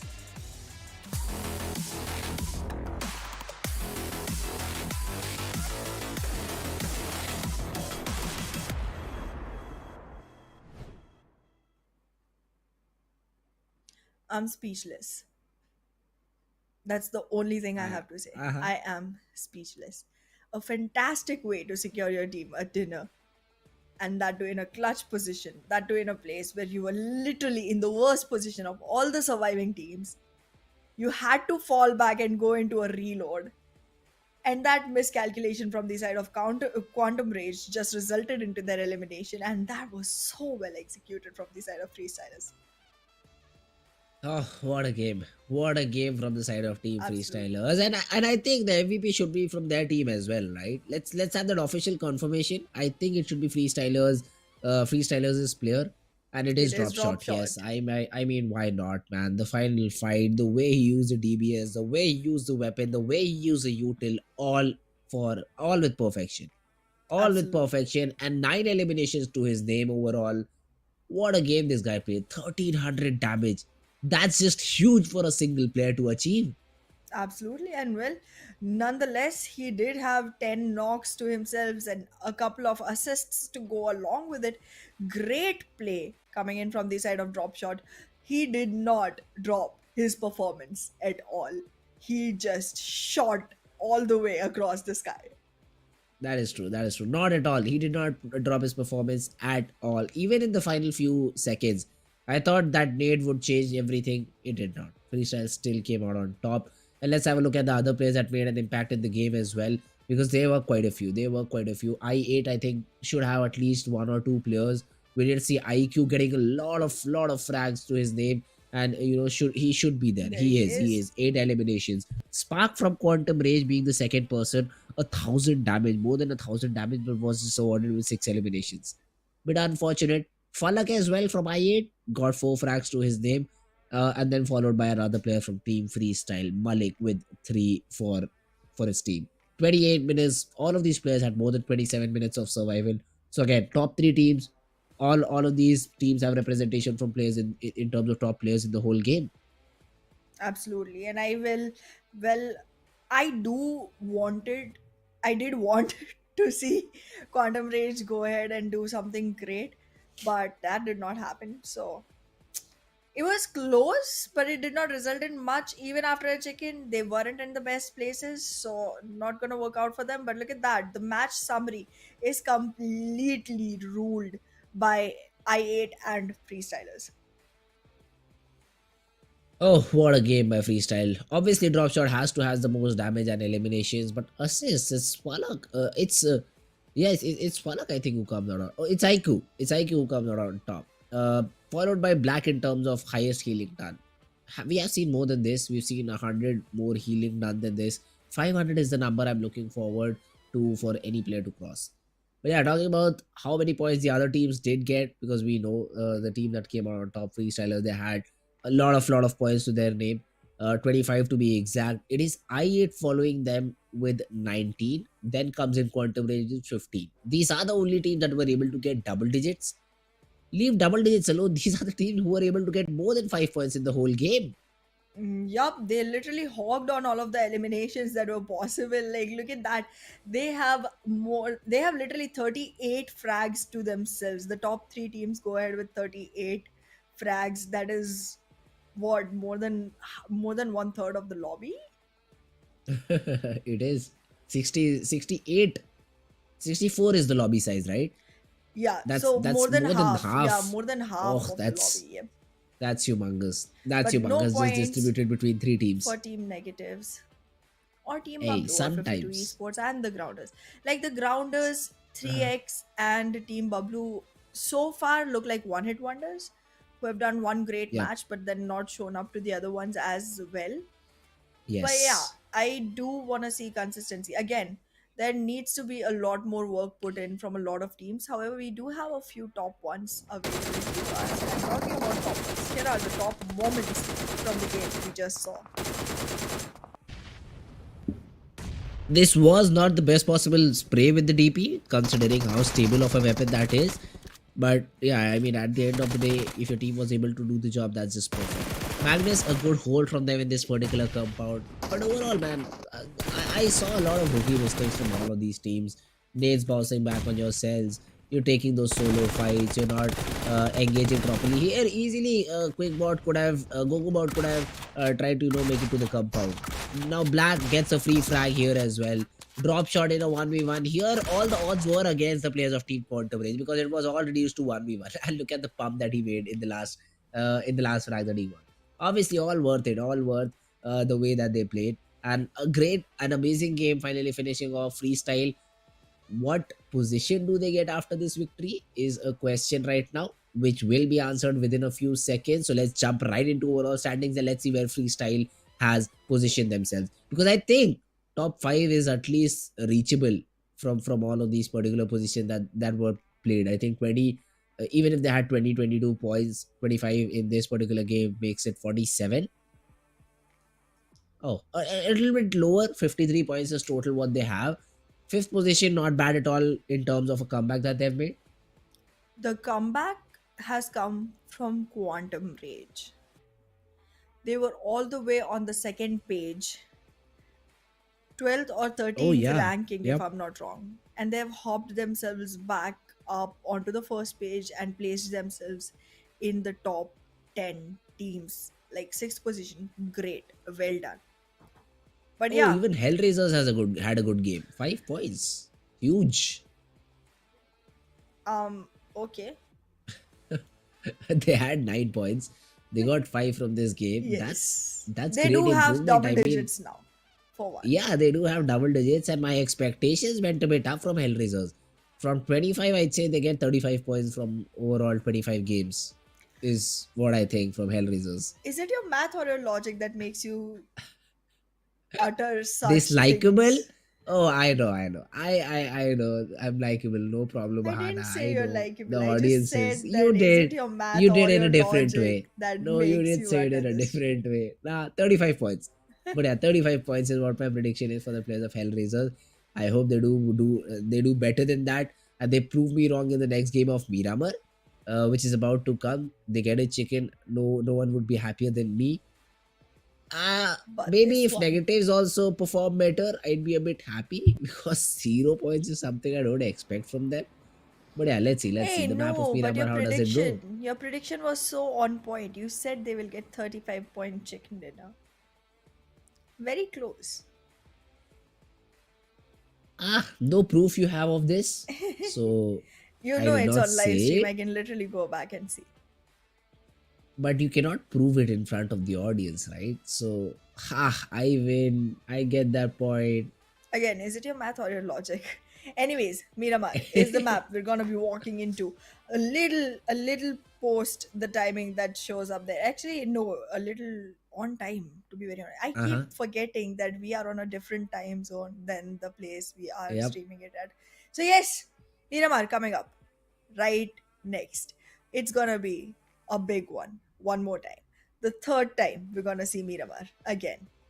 I think Yes. for today, a lot of long range, a That lot has of happened. clutches, Yes. That a has lot happened. of That definitely has damage, a happened. lot of rats. A lot of healing as well. 400, 450, 480. Yep. How do you heal yourself 4 times after being knocked out? That's insane for me to even think about. So yeah, I do hope the map of Miramar goes a bit better than the previous times, because I don't like to see 8 teams remaining in the final zones, because that does not give you a fair opportunity to win. Anyone can grab that victory if they play very passively, and if they let all of the teams around them fight it out and then just get up and take the frag. So it is not a fair and equal opportunity at that time. So I hope the zone goes all out in the open. The players they struggle, which have bad set of utility, which have bad loadouts for themselves, and the players who should win come out on top. Well, let's see. As of now, the plane is up and going all the way from south of El Pozo to the south of Impala. Pretty centralized as you can demand on a map of Miramar. Still not gonna be a great option for Campo Militar, Torre Muda, Tierra Bronca, but you still will be able to glide your way to all the other places that are in the way. Prison is gonna be another difficult shot, but that's just that. Other places are gonna be reachable. However, it will take you a lot more air time to reach the further ones. Torre Amada, Campo Militar, I think should be places which should be avoided, Absolutely. because of the time limit that there is. I think 2.5 minutes is what you'll get to loot. So let's see. The drops are coming in. We do see a very interesting drop coming in from the players of Team North Esports. It's a split between Ruins and Trailer Park. Yep. Now, this is not a very good drop, to say the least, because it takes a lot of time to loot Ruins. And if the zone does not support you, you'll be very half heartedly going there. And exactly that's what happens. The zone goes all the way south. So the players of North Esports now really need to be very quick with the loot and then rotate out. So they won't be able to achieve a great loadout, and then they'll have to force themselves into a fight. Let's see though how do all of these things pan out. Hacienda del Petron being controlled by the players of Team QWERTY, but then again, for a team of four, this is not enough. The loot won't be enough in that particular area. You need to loot the regions near to San Martin as well. The other teams to mention, Team Tough all alone, 52 Esports, nearby to the players of Team 3X and Tough at the same time. Team H2E, they've got themselves some vehicle and are moving towards the southern side of Los Leones, where they might meet 1-4-1 in that particular area. But that's about it. No as such drop fights have been seen in this particular map. I think this is because of the play zone, the plane path, sorry, that came in, because of which most of the teams have gotten to their preferred drop locations. Absolutely, but it feels like Seventh Element is gonna be in a lot of trouble. They have not even landed on ground just yet. Every other team has already arrived at the locations that they wanted to go to. La Cobrera is gonna be the place that they want to capture, but that's not even going to be a close enough place from the circle. The circle has decided to go all the way to central southern area of the map, and it's going to be a big walk for the players of seventh element alongside North Esports. However, if you talk about the players coming in from the side of Junkyard, that is Magnus Esports, we can see them acquiring themselves some good spots after some good loot, considering that they are going to be walking into a very optimal position. Los Leones this time is going to be open to a lot of new teams, because I8, the one that prefers to stick in this region, is not even going to be playing this map. Oh, no I8, so there is a little bit of chance for multiple different teams to come out on top. Even team negatives, I'd say. They can be found around La Bendita, Los Leones area, which All earlier right. used to be occupied by I8. No I8, negatives in their spot. Maybe they take some inspiration from I8 and get a chicken. Maybe. That's what I'd hope. But yeah, for the Pariso, HellRaisers is home. They're still there. Not prison entirely, Ahana, but we do see some players from Team H2E on that particular island around Los Higos. Absolutely, and Los Igos is also is one of the optimal places to be at right now, considering the fact that the circle is going all the way south, and we have seen whenever there's a centralized plane path, we do see a very hard shift circle coming in, and that's exactly what has happened. It's a very southern circle, and we might see another one coming to a very southern extreme, and if that happens, it's going to be a very advantageous position for the team surviving in Los Higos. However, talking about Team QWERTY, Voltrux, a very promising player in this tournament. We'll have to see what weaponry he chooses, and well, there it is. He has already decided to go with a UMP, is gonna take a buggy and bugger off to the rest of the team. No fights. That's what we are focused upon for I don't think so. How long has this happened? I think every time we've seen a map, there has been an elimination within 1 minute 30 seconds of the game. That So surely I'm has been, yes. I'm a bit surprised. How are these teams playing this game out for so long and not being able to get that first frag? But it's good. I mean, that makes me wonder that at least teams are now sticking together. Maybe not try to take those fights alone early on. But that's a good sign. That's a good sign for the region. Improvements being shown. Regi side though on their rotation. Again, they went a bit towards another part of the map, so they have entered the zone through Landrilla. XGeneration as well. Cannot see the best loot. Level 1 helmets across the board. Shamir Boy is also rocking a level 1 helmet. Thug has a monster truck to play with, but not the best possible weapons. Hunter also has a Thompson in his hand and a level 1 vest and a level 1 helmet. Not at all good in terms of utility, not at all good in terms of tactical supremacy.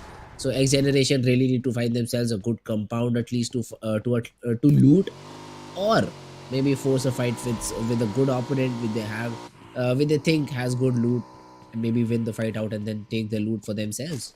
I mean, if the opponent does have a supremacy in the loot, it might be a little bit more difficult to actually go ahead and win against them. So the compounds are a much safer option. And considering the fact that this time our teams are going for a cold battle, they're not even investing in early fights, early frags. It seems like they want to take it slow, they want to take it steady, because they want to close the night out on a very calculated game. And well, here it is, your favorite team negatives in Los Leones.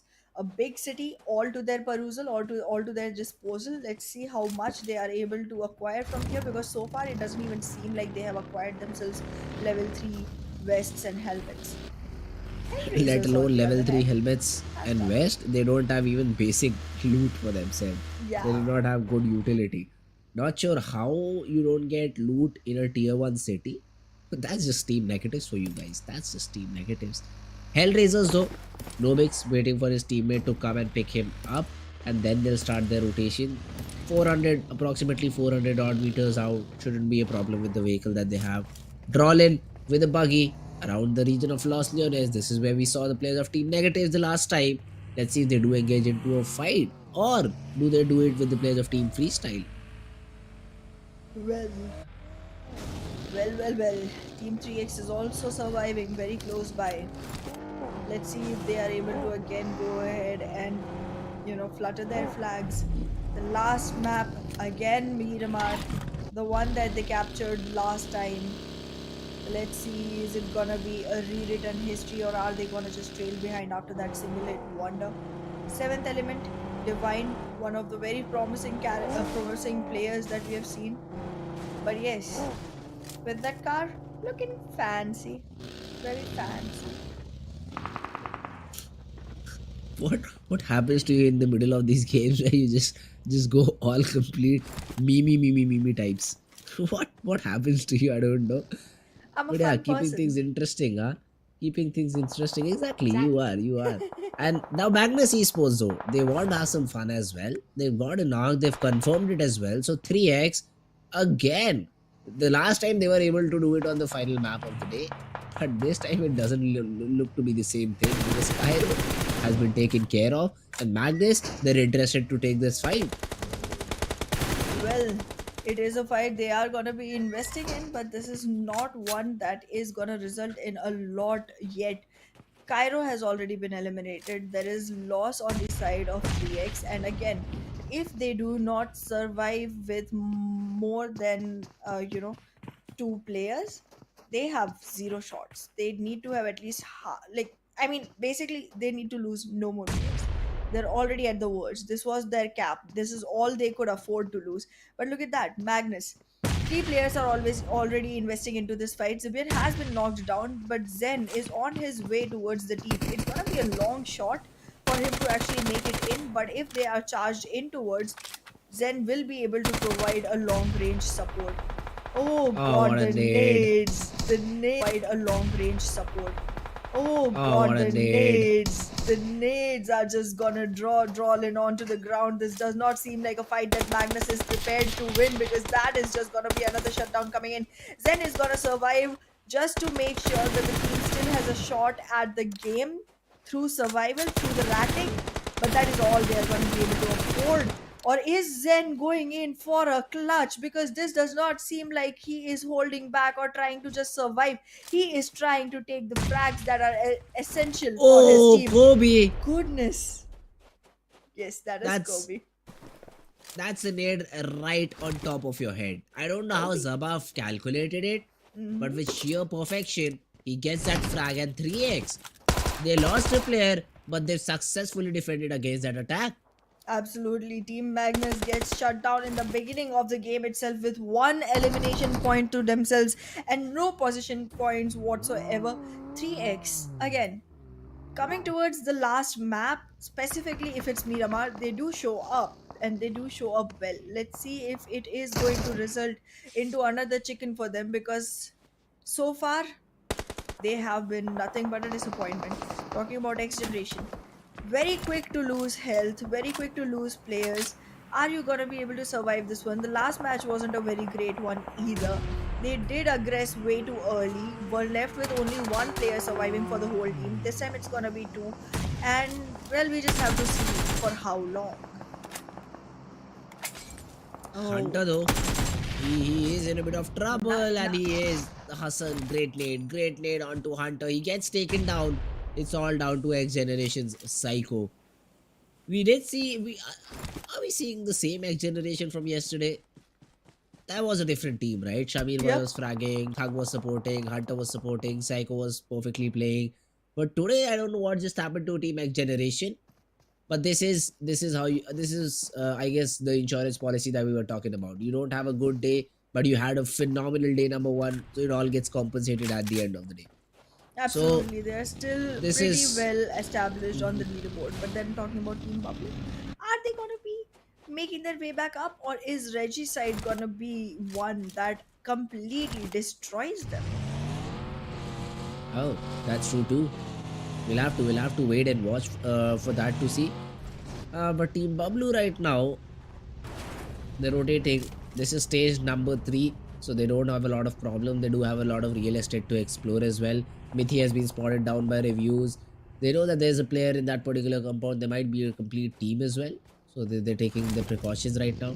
Reggie side Roshan is also looking towards the higher ground. I think they're looking forward towards a potential place that they would want to be in.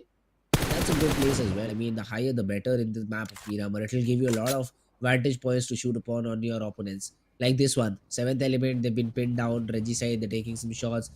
It won't be difficult at all for the players of team seventh element, the seventh element to rotate. Then again, you can be a bit annoying in terms of the damage that you dish out. Well, definitely the damage does need to be dished out very quickly. However, X Generation seems like they are going to be eliminated very, very quickly alongside Magnus Esports with only 1 point on the chart. A very equivalent position for both of them. A lot of promise coming from them, but every bit of it broken and shattered like a piece of glass. Going back into the game, H2E does not look like has much of a chance. They are one of the targeted teams for team negatives, and for once, I wish for a positive result coming in from their side. And team negatives, I don't know what's exactly going on in Buzzard's mind, but he is repositioning himself, gets a very clean shot onto H2E's member, but then he is gonna be refragged from Tars. What is he doing? Was it okay? You get knocked out, but you stay behind the tree. You hope for a revival. But he goes out completely, gets finished off, and now Team Negative will have to play the whole game with a player down. Shahir gets a good knock, is fighting against Red. The vehicle hasn't been pushed out, so you need to be really, really careful. What? They're making rookie mistakes. A 40 bullets car, no pre-fire around the corner, and H2E get free frags. Shahir goes down as well. Negative Guru Boy, he's cooking in it. Decides not what are they doing? I'm not sure. I'm I not sure what am Team Negatives is doing. Pigman gets taken down. They had that upper hand in that particular game, but suddenly H2E crawl right back into action. I am shocked at how Shahir even felt like the information won't be relayed to the member, because like literally one knocked member was sitting next to him, and it was very clear that if he tries to stick to the wall, there is gonna be fire coming right onto him once the player decides to jiggle out. And he was not even ready for that. He was not pre-firing. He was not shooting in the right direction or even looking in the right direction. That leniency that you take towards intel is very dangerous. It is very, very dangerous. However, freestyle, after a great run in the last one, loses their breath on the 13th position for this. Again, most of our teams are literally leaving with 1 point in their pockets. Just one. FSXG, MGS, all of these teams with just one. Negatives though still staying true to their name, getting no points at all because it's impossible to get negative points in this game. But yeah, a good nade from Vaz. Maz from the side of North Esports takes care of Babu's plan. So frags coming left and right, fights are happening left and right on the whole map. Reggie side, they've lost knock knock, but they've been able to get a couple of frags in return. So it's a good deal. I'd say the best out of, trying to get the best out of this particular situation. Even team North Esports are down a player as well. Nightmare has been taken down. So they're just remaining with 3 themselves. It's a 3v3 with Reggie side. Let's see who comes out on top, because it's North Esports who are holding the zone against Team Reggie side right now. Well. Seventh element do have a great position, but they are gonna fall back. A vehicle is approaching towards them. QWERTY is gonna be trying to make sure that they do make their way onto seventh element and make sure that seventh element is dragged down into a corner. It's gonna be an easy fight if they approach QWERTY from their own side with a higher ground advantage to themselves. And QWERTY right now is getting distracted a little bit by the TUF player surviving close to them. QWERTY, let's see how do they approach this fight. They're being very snaky around this map of Miramar. And Tabby, you don't get out of your vehicle like that, you'll be punished. His back tire has been punctured, but somehow he's still able to control the buggy. He has got himself to a good spot. He has got himself to a safe spot, I'd say. Not a good spot, but a safer spot. But on the other hand, Divine has been taken care of. Divine has been knocked out, and they're still not inside the zone. So seventh element, they're in a lot of trouble. Top G making sure that he'll be able to render their vehicle completely useless and even dish out some damage in the process. So seventh element facing the barrel right now, facing the barrel of elimination, and that should be it, right? Team QWERTY, they should be able to easily secure the 2 frags. On the other hand though, 3x Mob 2 has been able to get a knock. 3x, they haven't stopped even with 3 players. It seems to be the final game is the game that they finally wake up in. At night? How do they wake up? I don't know. Well, there it is. Seventh element gets their elimination written in stone. And with that, they are going to close this one out again with a single point on their boards. Quantum Rage is going to follow behind very quickly. But well, Bablu is going to be one that changes the sway of the wind, changes the way the direction of the wind is going, because they will be going in with 2 points at the least. Current fights do seem like Bablu is in a lot of trouble, but Regicide versus North Esports is going to be one that gives him an opportunity to go ahead and reposition in a safer area. Regicide does get naded out. There's a lot of damage happening, but not much conversion resulting. Finally, the Iron steps up, gets the knock, gets the frag confirmation as well. Okay, he does not. It's the player from HellRaisers who steals that frag. They need it. They need it. I think so. North Esports Siren won't be really upset about that particular frag being given to HellRaisers because they really need it. Arif, he helped his teammate get another frag. 52 Hassan takes care of Helsi, and that's the elimination of Quantum Rage as well. So we're essentially down to top 9 teams, and this is zone number 5 closing in. North Esports resetting back, trying to get back the loot they invested in eliminating the whole squad in front of them. Now let's see how they want to get inside the zone. 3x comeback. 3x Esports, they're fighting it in a 3v3, but it's all no comeback. Okay, it's no comeback all alone in this particular fight. But he has dished out some serious damage onto MVP and Fakil. Fake Digel. Okay, fake Digel. That's a great amount of damage to dish out on your opponent. Well, that definitely is, but the opponents do have a surviving chance right now. Let's see if 52 esports are going to be able to make their way back into the circle, though, because it seems like they are going to be going through some hard times trying to do that. However, circle is going to be a question for multiple, couplets of teams here. 3x trying to make their way back up, but the smoke cover is going to prove really good for the side of fake IGL. Fake IGL is gonna just hold it back, crawl his way up very slowly, very steadily. And at the same time, on the other side of the circle, we do see H2E trying to have one fight with HellRaisers, in which Bablu Wasi is a spectator. Bablu should be a spectator throughout the whole game now because he's Yes. the last person standing. He should not engage into any of these battles, even if it's a free frag. You deny it to play for the bigger win, to play for the chicken, is what I feel. But the next zone is where things will get a bit more interesting. Most of the teams would be outside because we see a lot of teams playing on the corner of the zones. Q-Top taken down, another player lost for the players of team QWERTY. Though H2E Rex, he has spotted the players of HellRaisers. HellRaisers, they've been consistent from the past 2 games, 5 whole points from the previous one, and now they've got themselves into top 9 with 3 players standing.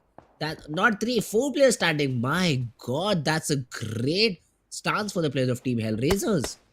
Absolutely a great stance, but are they able to capitalize on it or not is going to be the question that we are going to be struggling with. Because again, it hasn't been often that they actually make it into a good, answerable position for themselves. They always end up with a question mark on how did you even get eliminated here. However, Hellraisers being spotted, being shot down, but is that going to convert into anything? Because Mars so far is not able to make any connects. Zubix has been taken down, so one of the players of HellRaisers is down on the ground. Z is also isolated from the team, so this is where their demise begins. This is how they get eliminated. Too many question marks right now, too many question marks. But the positive thing for HellRaisers is that they're at least closer to the zone than the players of Team North Esports. So North Esports, sometime soon, they'll have to leave that particular compound and come downhill, and that might be the time for HellRaisers to strike. I'm a bit concerned for team BABLU as well because Vasi is not inside the zone. But let's see how does he make his way in. Tarzan, he's taking some shots. Virus is low on HP. 2 more bullets would do the job. And finally the connection comes in as well. Virus goes down. I'm sure the revival should come in, but they're trying to throw some smokes. The frag gets stolen by the player of team 141. But that's battle royale, right? Tarzan gets the knock. 141 gets the frag. Absolutely. Team 141 does capitalize on the knock that is provided, but the frag does go in their shelter. However, we are gonna see TUF try to make their way again against 3x. Are 3x gonna be capitalizing on this one? I do see great aggression coming in for them, but they are still one man short compared to the top three teams on this map, which is gonna be H2E, 141, and very surprisingly, HellRaisers. Still 9 teams are there, so you cannot completely focus upon Hellraisers right now because look at this. Two players have been taken down. Tough M7 although spots a player of Team 3X. No comeback gets taken care of. And now Mom2 will be in pressure because Zarbaf is a bit far away from him to provide any support. So let's see Mom2. How does he want to deal with the players coming his way? There are two different players from Team Tough. Thor gets a chunk of HP taken off and then the Rock as well. M7 now left all alone in this fight. Edgar trying to flank, gets spotted down by Mom2. The shots, they get exchanged, but it's Edgar who gets taken down. Mom2, great shots. And M7 goes down as well. What a hole coming in from the side of Team 3X. They add 3 more kills to their lobby, to their leaderboard. And now will make a comeback, maybe again in this map of Miramar. They might very well. It seems like the last map of the day, specifically if Miramar does play a very, lucky shot for them. But let's see if that turns out to be the question or the answer in this one. Because again, 3x has gone in with the revival. They do have 3 players on board, which is not too less when you specifically talk about the last few circles. And talking about the last few circles and the player count, H2E and 141 both are about to lose one on their sides. Look at that, North Esports completely segregated into one Third corner and party. then eliminated all the way out of the map. This is how you shut up team down. Bablu Vasi makes sure that the last frag happens, but now he has to stay in cover, conceal his position, because this elimination point is not worth risking the position points that are to come. Next MVP scrolling on a road. He could be spotted from anywhere, literally anywhere, a player looking from uphill. Oh, Bablu But I think spots him. Vasi, yes, I think Vasi is the one who spotted him down and takes care of him as well. Bablu, they'll clear the back lines and HellRaisers, 2 points, 3 points from the game. Yeah, that's the HellRaisers I know. Yep, 3 points in total. Not gonna be a great, advantage, but still something better than nothing. And well, again, 3x has lost one more player, while 141 and H2E have all of theirs alive. 3x still in trouble, not out in the clear, not out of the woods yet. They are gonna be struggling, but is this struggle gonna be one that results in a chicken? Bablu does get spotted, but wait a second. A refrag comes in, and he is just gonna make sure that the whole finish happens here. 52 Esports gets eliminated completely, and well, Team Bablu, even though eliminated, does have 7 frags to themselves, and the positioning is gonna be on rank 5. But look at that, even 52 esports got eliminated, but they have what, 10 frags? So that's a great Yep. number for them. They will easily secure the top 3 positions overall. Until and unless we see 141 or 141 or QWERTY getting that WWCD, but that's very difficult. I mean, 141 they do have a compound, I mean, but do they 141 have the might, skill? but QWERTY is very unlikely to go ahead and do that. Yeah, QWERTY is very highly unlikely, but 141. I mean, I do think it's 141's game to win right now because look at the position that they have. They're completely pinned down H2E. Their backs are completely clear. There's no real threat for them. King even manages to connect a nade. So 141, they're posed for success right now. Let's see if they're able to close it out or not. Well, 141. They do have a shot in this game. They do have a shot and on their guns. But is H2E gonna survive long enough? They were the ones with the second highest number of players alive to the team, but they are crunched down into a single corner behind a single rock with a broken vehicle. Not a lot to do, not a lot to contribute, and there they go all the way from 3 players to one. And that solo survival, it might not result in much as long as the position is, revealed. However, staying in the cover and not making any movement, not making any noise might just be of benefit. However, 1 for 1 is going to be taking up a fight with Team QWERTY. 3x still not in the clear again. Their players Mom 2 is definitely getting a lot of shots coming onto him. He's going to have the chance of revival. He's going to have the chance of healing, but that's not going to be enough.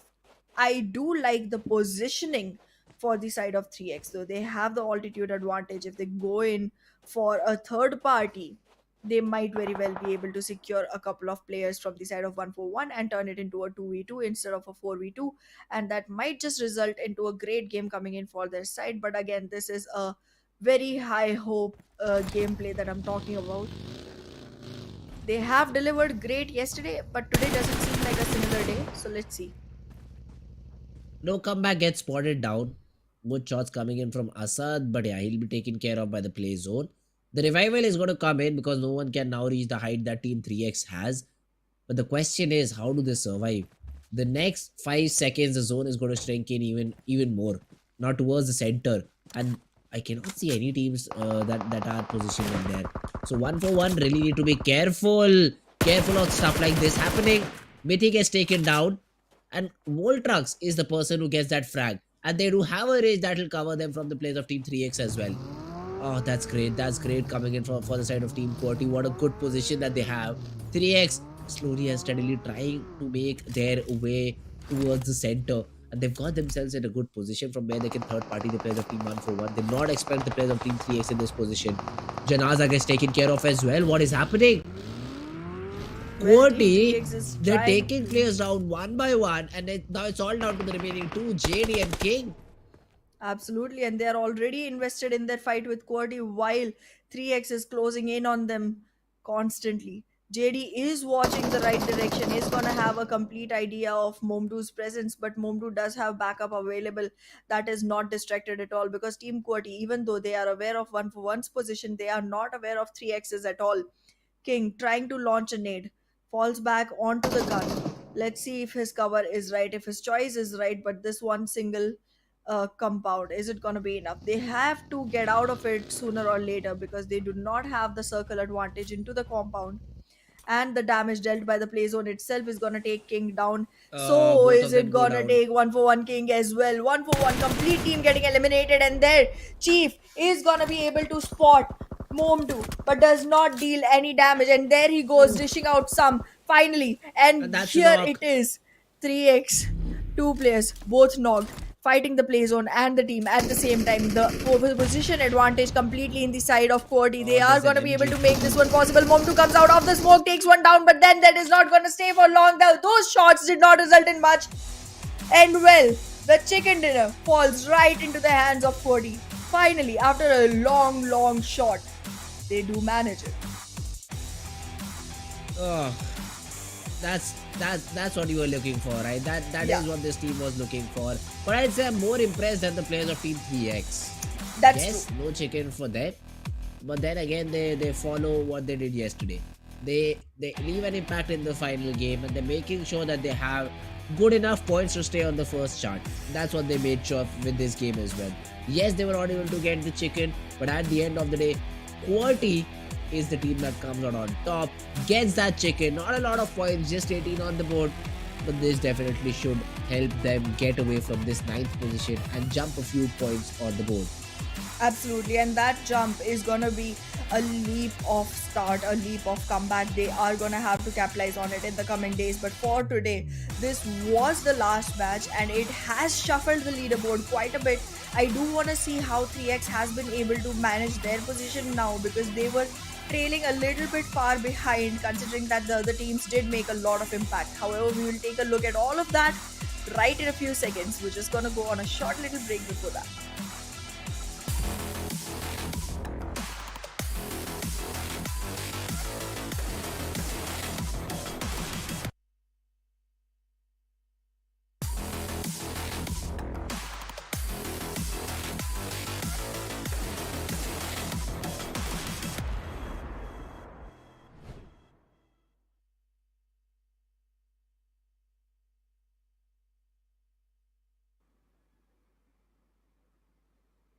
Has that been a sight to watch? Something we were waiting for since the whole day, trying to find out if 3x was just based on luck or if they really had the skill to go ahead and make it. They did show us a hint of it, and I'm satisfied. I'm satisfied. Oh, for sure, for sure. There are more days to come. There are more games to play. So seeing plays like these happen, yes, the future is a bit positive, even for Team Negative. They got eliminated on 0 points, but I'll still Mhm. stay with them. I'll still be a loyal fan. I'll still be a loyal supporter for their team just because of the name that they have. But yeah, talking about the impact players, I'd say there were quite a few, mostly from 3x though. I'd say because one of their players get eliminated. The remainder of the three, they just eliminated what, like 13, 14 players in the whole game, and I that's a feat assume to so. achieve. That is definitely a feat to achieve. Only if the players of team Magnus Esports did not play the spoils vote and took one player down out completely, it could have been a different result. Maybe they could have got that chicken. Who knows? That's not the case though. 3x Esports finish on the second, QWERTY with the chicken. Absolutely. And QWERTY had one that they did not expect. So Yes. it's definitely going to be a great one to watch. And I mean, I am more than happy to see QWERTY come up on top. Voltrex was literally trying really hard for a plethora of games to actually go ahead and secure that. And now he finally has a feast for the night. Right before sleeping, a delicious, delicious chicken on the plate, served right up. Yep. Talking Mom about the too. MVP, it's Mom too. Exactly. A bit of a surprise. I thought it would be from the side of Team QWERTY. Although it's not. That means QWERTY did not have. Oh, yeah, they just had 8 eliminations, right? Yeah, they didn't have So, as Mom many too. eliminations, but like, yeah, seven eliminations, 1138 damage, quite an impact, and no assists at all because, well, Momdu, when he starts the bullets, he stops after the elimination. But if you even if you look at the heal, this is the highest that we've seen. Yep, 744. What? a well rounded player That's a very nonetheless. high number. Very very high number, not gonna argue on that, but like, yes, a very well rounded player nonetheless. And I guess we did see something unexpected even in the terms of the winning team. We did see something unexpected even in the terms of MVP. Yes. So let's just take a look at all the other top players that have had a huge impact, because I might be up for a surprise here as well. And look at that, 52 esports has two players making it to the top 5 players of the game.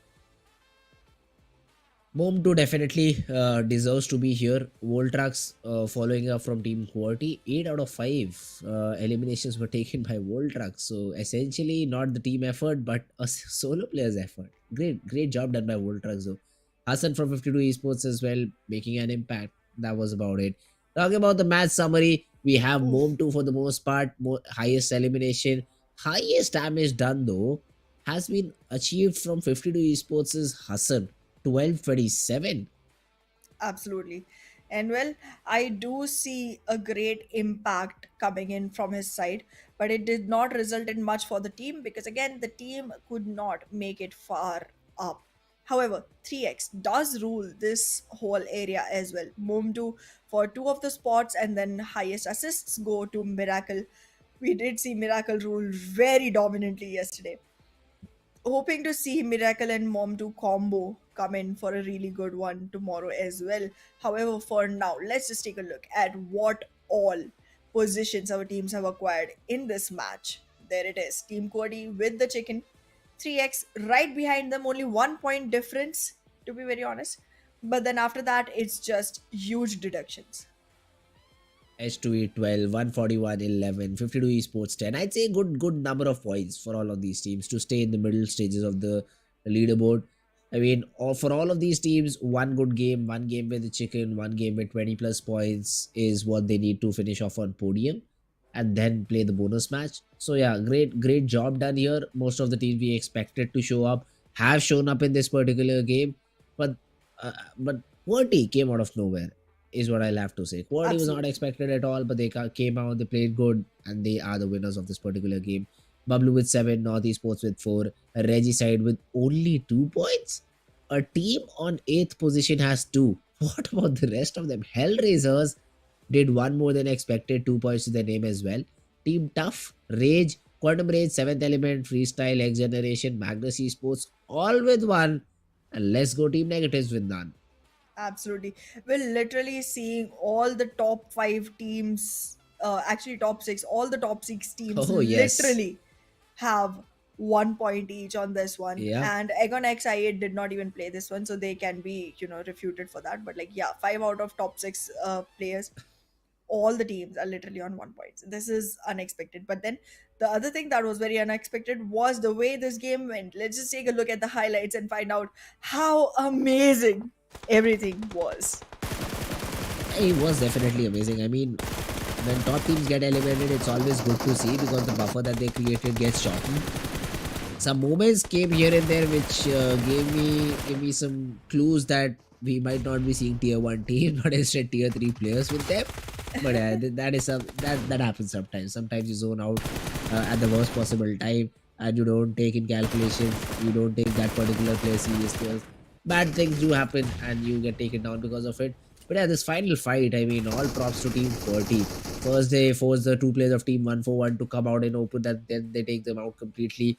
The remainder of the two players, they did good things for 141. I'd say they did not give those two frag points to either of the teams. They decided to just give their life to the zone and not even try and make a run for it, which is a good decision to make considering you're eyeing for the top 5 spot. And then again, QWERTY, they had that higher ground. I don't know why the players of team the players of team 3x left that spot, but yeah, I mean, it did not work out for them, although they've still been able to jump a spot up and they've ended up on that second position after day number 2. Absolutely. And I guess second position is really contested, to be very honest. It's just the, name spellings that are putting them on that, because both of them do have 65 points in total. And well, going up, I mean, even after just 1 point each, a couple of teams have maintained their positions on the leaderboard. Seventh Element, X Generation, both are surviving. However, Magnus and Freestyle have taken a dip. Quantum Rage again onto a double digit position. And tomorrow, first match, we are gonna see them slip up all the way back to the second page again. Team QWERTY, however, from a long way, they have finally made it to the ninth position. So kudos to them. But look at this, the whole first page is half century cross.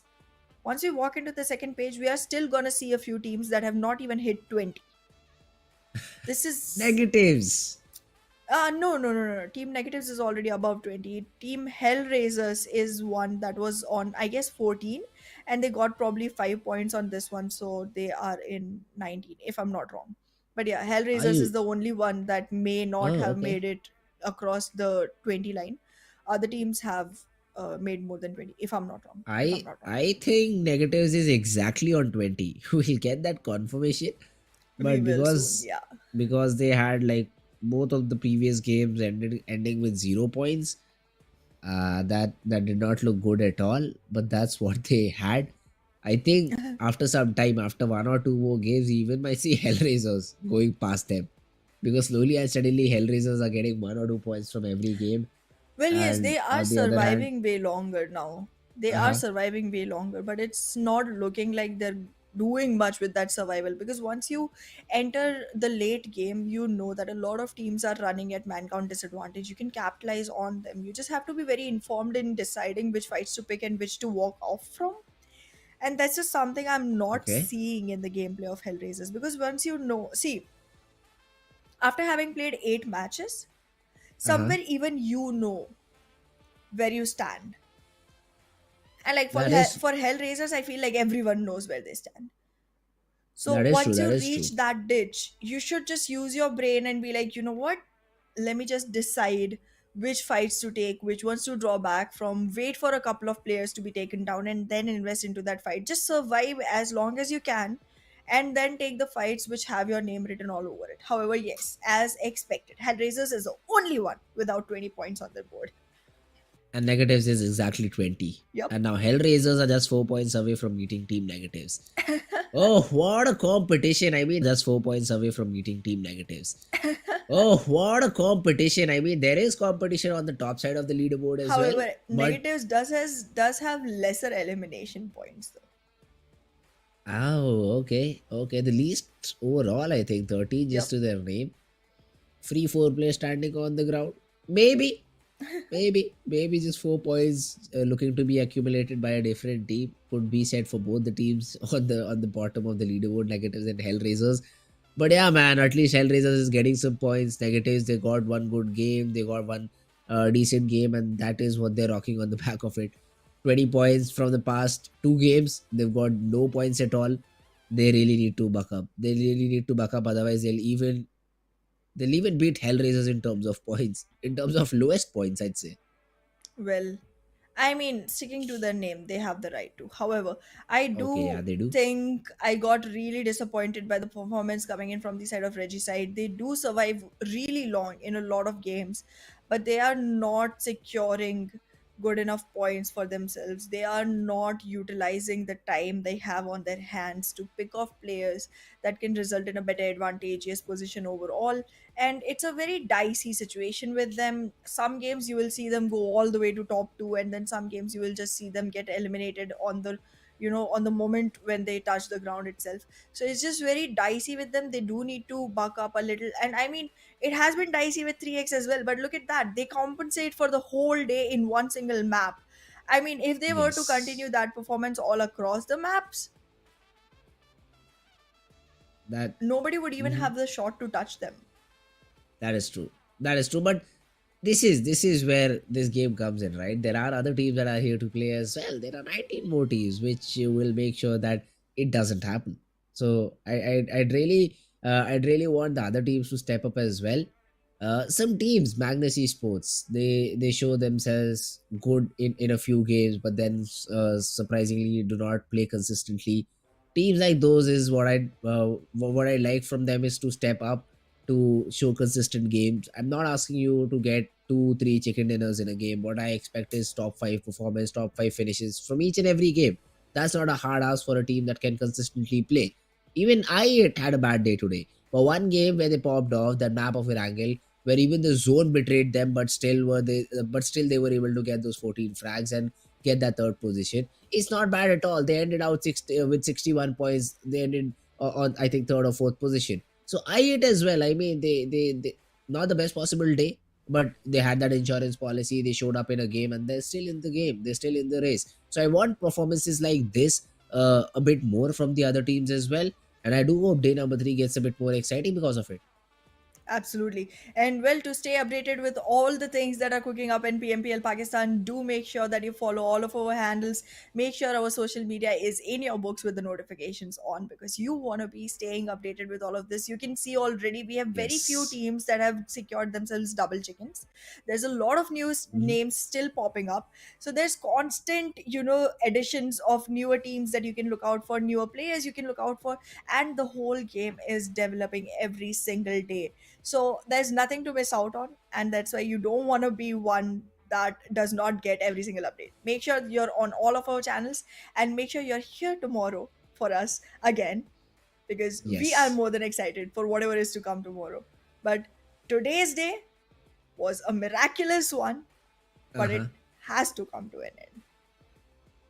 That is true. That is true. Yes, guys, that was it for the day. I hope so. You did enjoy the show, guys. And if you did, do not forget to hit that like button.